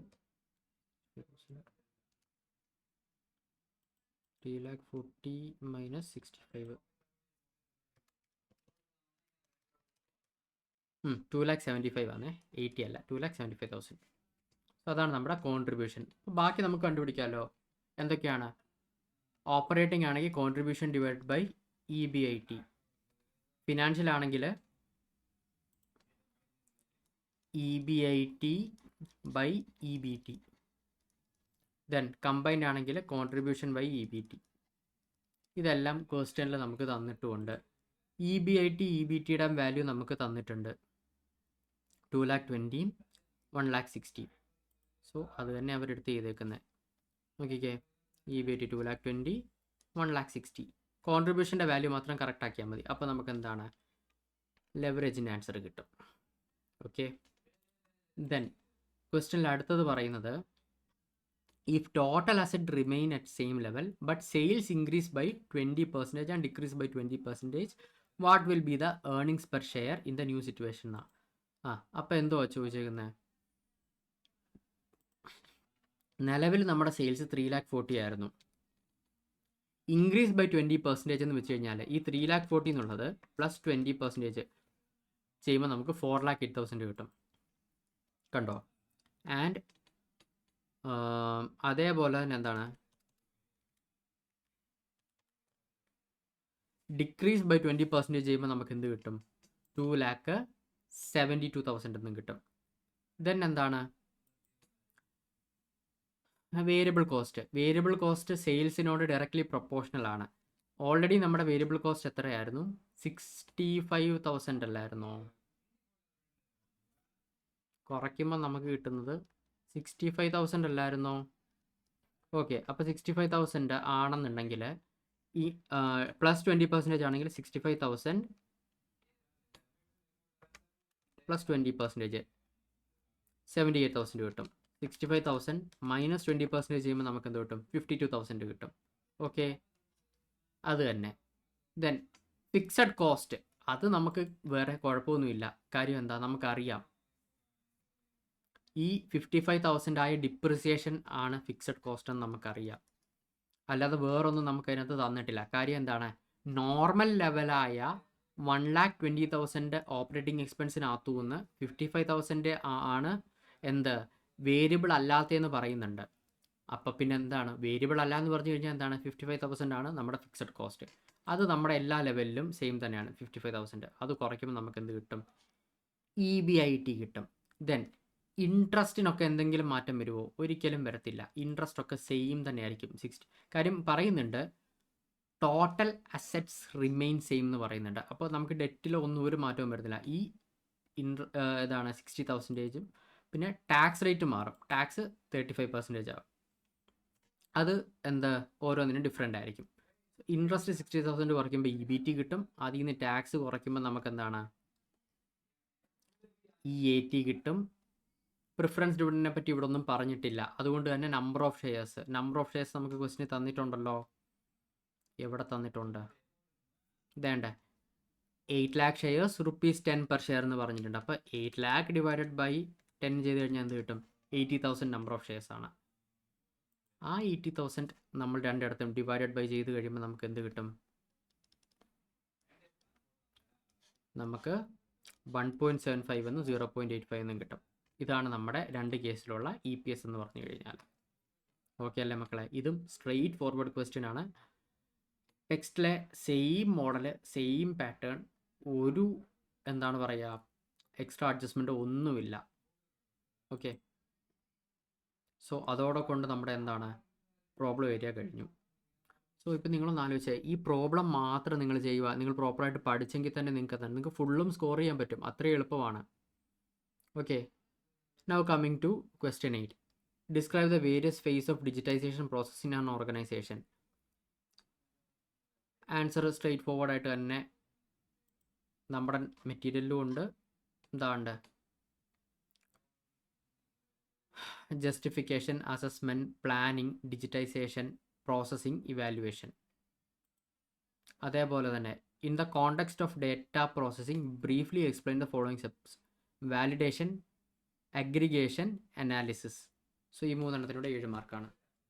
ഓക്കെ, അതിൻ്റെ ഇതും ആൻസർ കീഴിൽ പറഞ്ഞിട്ടുണ്ട്. ആൻഡ് ഓൾസോ നമ്മുടെ നോട്ട്സിലും നമ്മൾ കൊടുത്തിട്ടുണ്ട്. സോ തിയറി ഞാൻ എക്സ്പ്ലെയിൻ ചെയ്യേണ്ട കാര്യമില്ലല്ലോ. സോ അത്രയേ ഉള്ളൂ നമ്മുടെ ക്വസ്റ്റ്യൻസ് എന്ന് പറഞ്ഞു കഴിഞ്ഞാൽ. ആകെക്കൂടി ഇതിനകത്ത് എന്തെങ്കിലും ഒരു ഇച്ചിരി ടഫ്നെസ് തോന്നി എന്ന് പറയാനുള്ളതെന്ന് പറഞ്ഞു കഴിഞ്ഞാൽ നമ്മുടെ ഈ ക്യാപിറ്റൽ ബഡ്ജറ്റിങ്ങിൻ്റെ ഈ ഒരു ക്വസ്റ്റ്യനാണ്. അതും കാര്യമായിട്ടൊന്നുമില്ല. ഈ ഒരു ഇവിടെ മാത്രം ട്രിക്കി അഡ്ജസ്റ്റ്മെൻറ്റ് വെച്ചിട്ടുണ്ടായിരുന്നു. ദെൻ നിങ്ങൾ തെറ്റിക്കാൻ സാധ്യതയുള്ളൊരു കാര്യം എന്ന് വെച്ച് കഴിഞ്ഞാൽ ഇവിടെ വീക്ക് തന്നേച്ചതേണ്ട ഇവിടെ വന്നപ്പോൾ മന്ത് ആക്കി. സോ ഇവിടെ നിങ്ങൾ ബൈ 52 ചെയ്ത് കഴിഞ്ഞാൽ അവിടെ തെറ്റിപ്പോയതിനായിരുന്നു. കാര്യം എന്താ, ഇത് മന്തിലാണ് തന്നേക്കുന്നത്. അതൊരു ട്രിക്കി പോയിൻ്റാണ്. അത് നിങ്ങൾ ശ്രദ്ധിച്ചോണം. ദെൻ എടുത്തു പറയാനായിട്ടുള്ളത് എന്തൊക്കെയാണ്, നമ്മുടെ കോസ്റ്റ് ഓഫ് ക്യാപിറ്റലിലെ ക്വസ്റ്റ്യൻ ചെയ്തപ്പോൾ എവിടെ അത്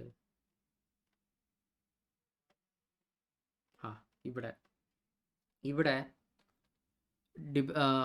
ഇത് തന്നിട്ടുണ്ട്, മാർക്കറ്റ് വാല്യൂ തന്നിട്ടുണ്ട്, ഫേസ് വാല്യൂ തന്നിട്ടുണ്ട്. റിഡംഷനെ പറ്റി ഒന്നും പറഞ്ഞിട്ടില്ല. ഒന്നും പറയാത്തടത്തോളം അതിൻ്റെ അർത്ഥം എന്താണ്, റിഡീമബിൾ അറ്റ് പറഞ്ഞ. ആൻഡ് ഓൾസോ ഡിബഞ്ചറിനെ പറ്റി മാത്രമേ റിഡംഷനെ പറ്റി പറഞ്ഞിട്ടുണ്ടായിരുന്നുള്ളൂ. പ്രിഫറൻസ് ഷെയർസിനെ പറ്റി റിഡംഷനെ പറ്റി ഒന്നും പറഞ്ഞിട്ടില്ല. പറഞ്ഞാത്ത സ്ഥിതിക്ക് നമ്മൾ എന്താണ് ഇതിനെ എടുത്തു വെച്ച് തെറ്റിച്ച് ചെയ്യരുത്. ഇറിഡീമബിൾ പ്രിഫറൻസ് ഷെയർസ് ആയിട്ടാണ് നമ്മളവിടെ ട്രീറ്റ് ചെയ്യുന്നത്. സോ ദാറ്റ്സ് ഇറ്റ്, അത്രയേ ഉള്ളൂ. ഓൾമോസ്റ്റ് നിങ്ങൾക്ക് സമയം കുറവായതുകൊണ്ട് എത്രയും പെട്ടെന്ന് ഇത് കണ്ടു തീർക്കാൻ പറ്റുമോ അത്രയും ഡ്യൂറേഷൻ ചുരുക്കി ഞാനിത് ചെയ്തിട്ടുണ്ട്. നിങ്ങൾക്കിത് യൂസ്ഫുൾ ആകുമെന്ന് വിശ്വസിക്കുന്നു. സോ മക്കളെ, എല്ലാവർക്കും ഓൾ ദ ബെസ്റ്റ്. കഴിയുന്നതും ഇതിൻ്റെ മുമ്പിലത്തെ അറ്റംപ്റ്റിൻ്റെ ക്വസ്റ്റ്യൻ പേപ്പർ ഞാൻ സോൾവ് ചെയ്തിട്ടുള്ള വീഡിയോ യൂട്യൂബിൽ തന്നെയുണ്ട്, നിങ്ങൾക്ക് കണ്ടു നോക്കാം. സോ ഏകദേശം 2 വർഷത്തെ ക്വസ്റ്റ്യൻ പേപ്പർ ഒന്ന് എന്തായാലും ഡെഫിനറ്റ് ആയിട്ടും ചെയ്ത് നോക്കുക. ഓക്കെ, ദെൻ ഞാൻ പറയുന്നത് നമ്മുടെ MCQയിൽ വരുമ്പോൾ ഈ തിയറി ക്വസ്റ്റ്യൻസ് ഒക്കെ നമ്മുടെ MCQ ബാങ്ക് ഇൻസ്റ്റിറ്റ്യൂട്ട് ഇഷ്യൂ ചെയ്തിട്ടുള്ള MCQ ബാങ്കിനകത്തുനിന്ന് ചോദിച്ചിട്ടുണ്ട്. അപ്പോൾ അത് നിങ്ങൾ സ്കിപ്പ് അടിക്കാതെ MCQ ബാങ്ക് ഉറപ്പായിട്ടും നോക്കിക്കോണം. തിയറി പ്രത്യേകിച്ച് നിങ്ങൾക്ക് തിയറി പഠിക്കാൻ പറ്റുന്നില്ലെന്നുണ്ടെങ്കിൽ MCQ ഉറപ്പായിട്ടും നോക്കിക്കോണം. ഓക്കെ, ശരി. അപ്പോൾ ഓൾ ദ ബെസ്റ്റ്, നന്നായിട്ട് എഴുതുക. ബൈ.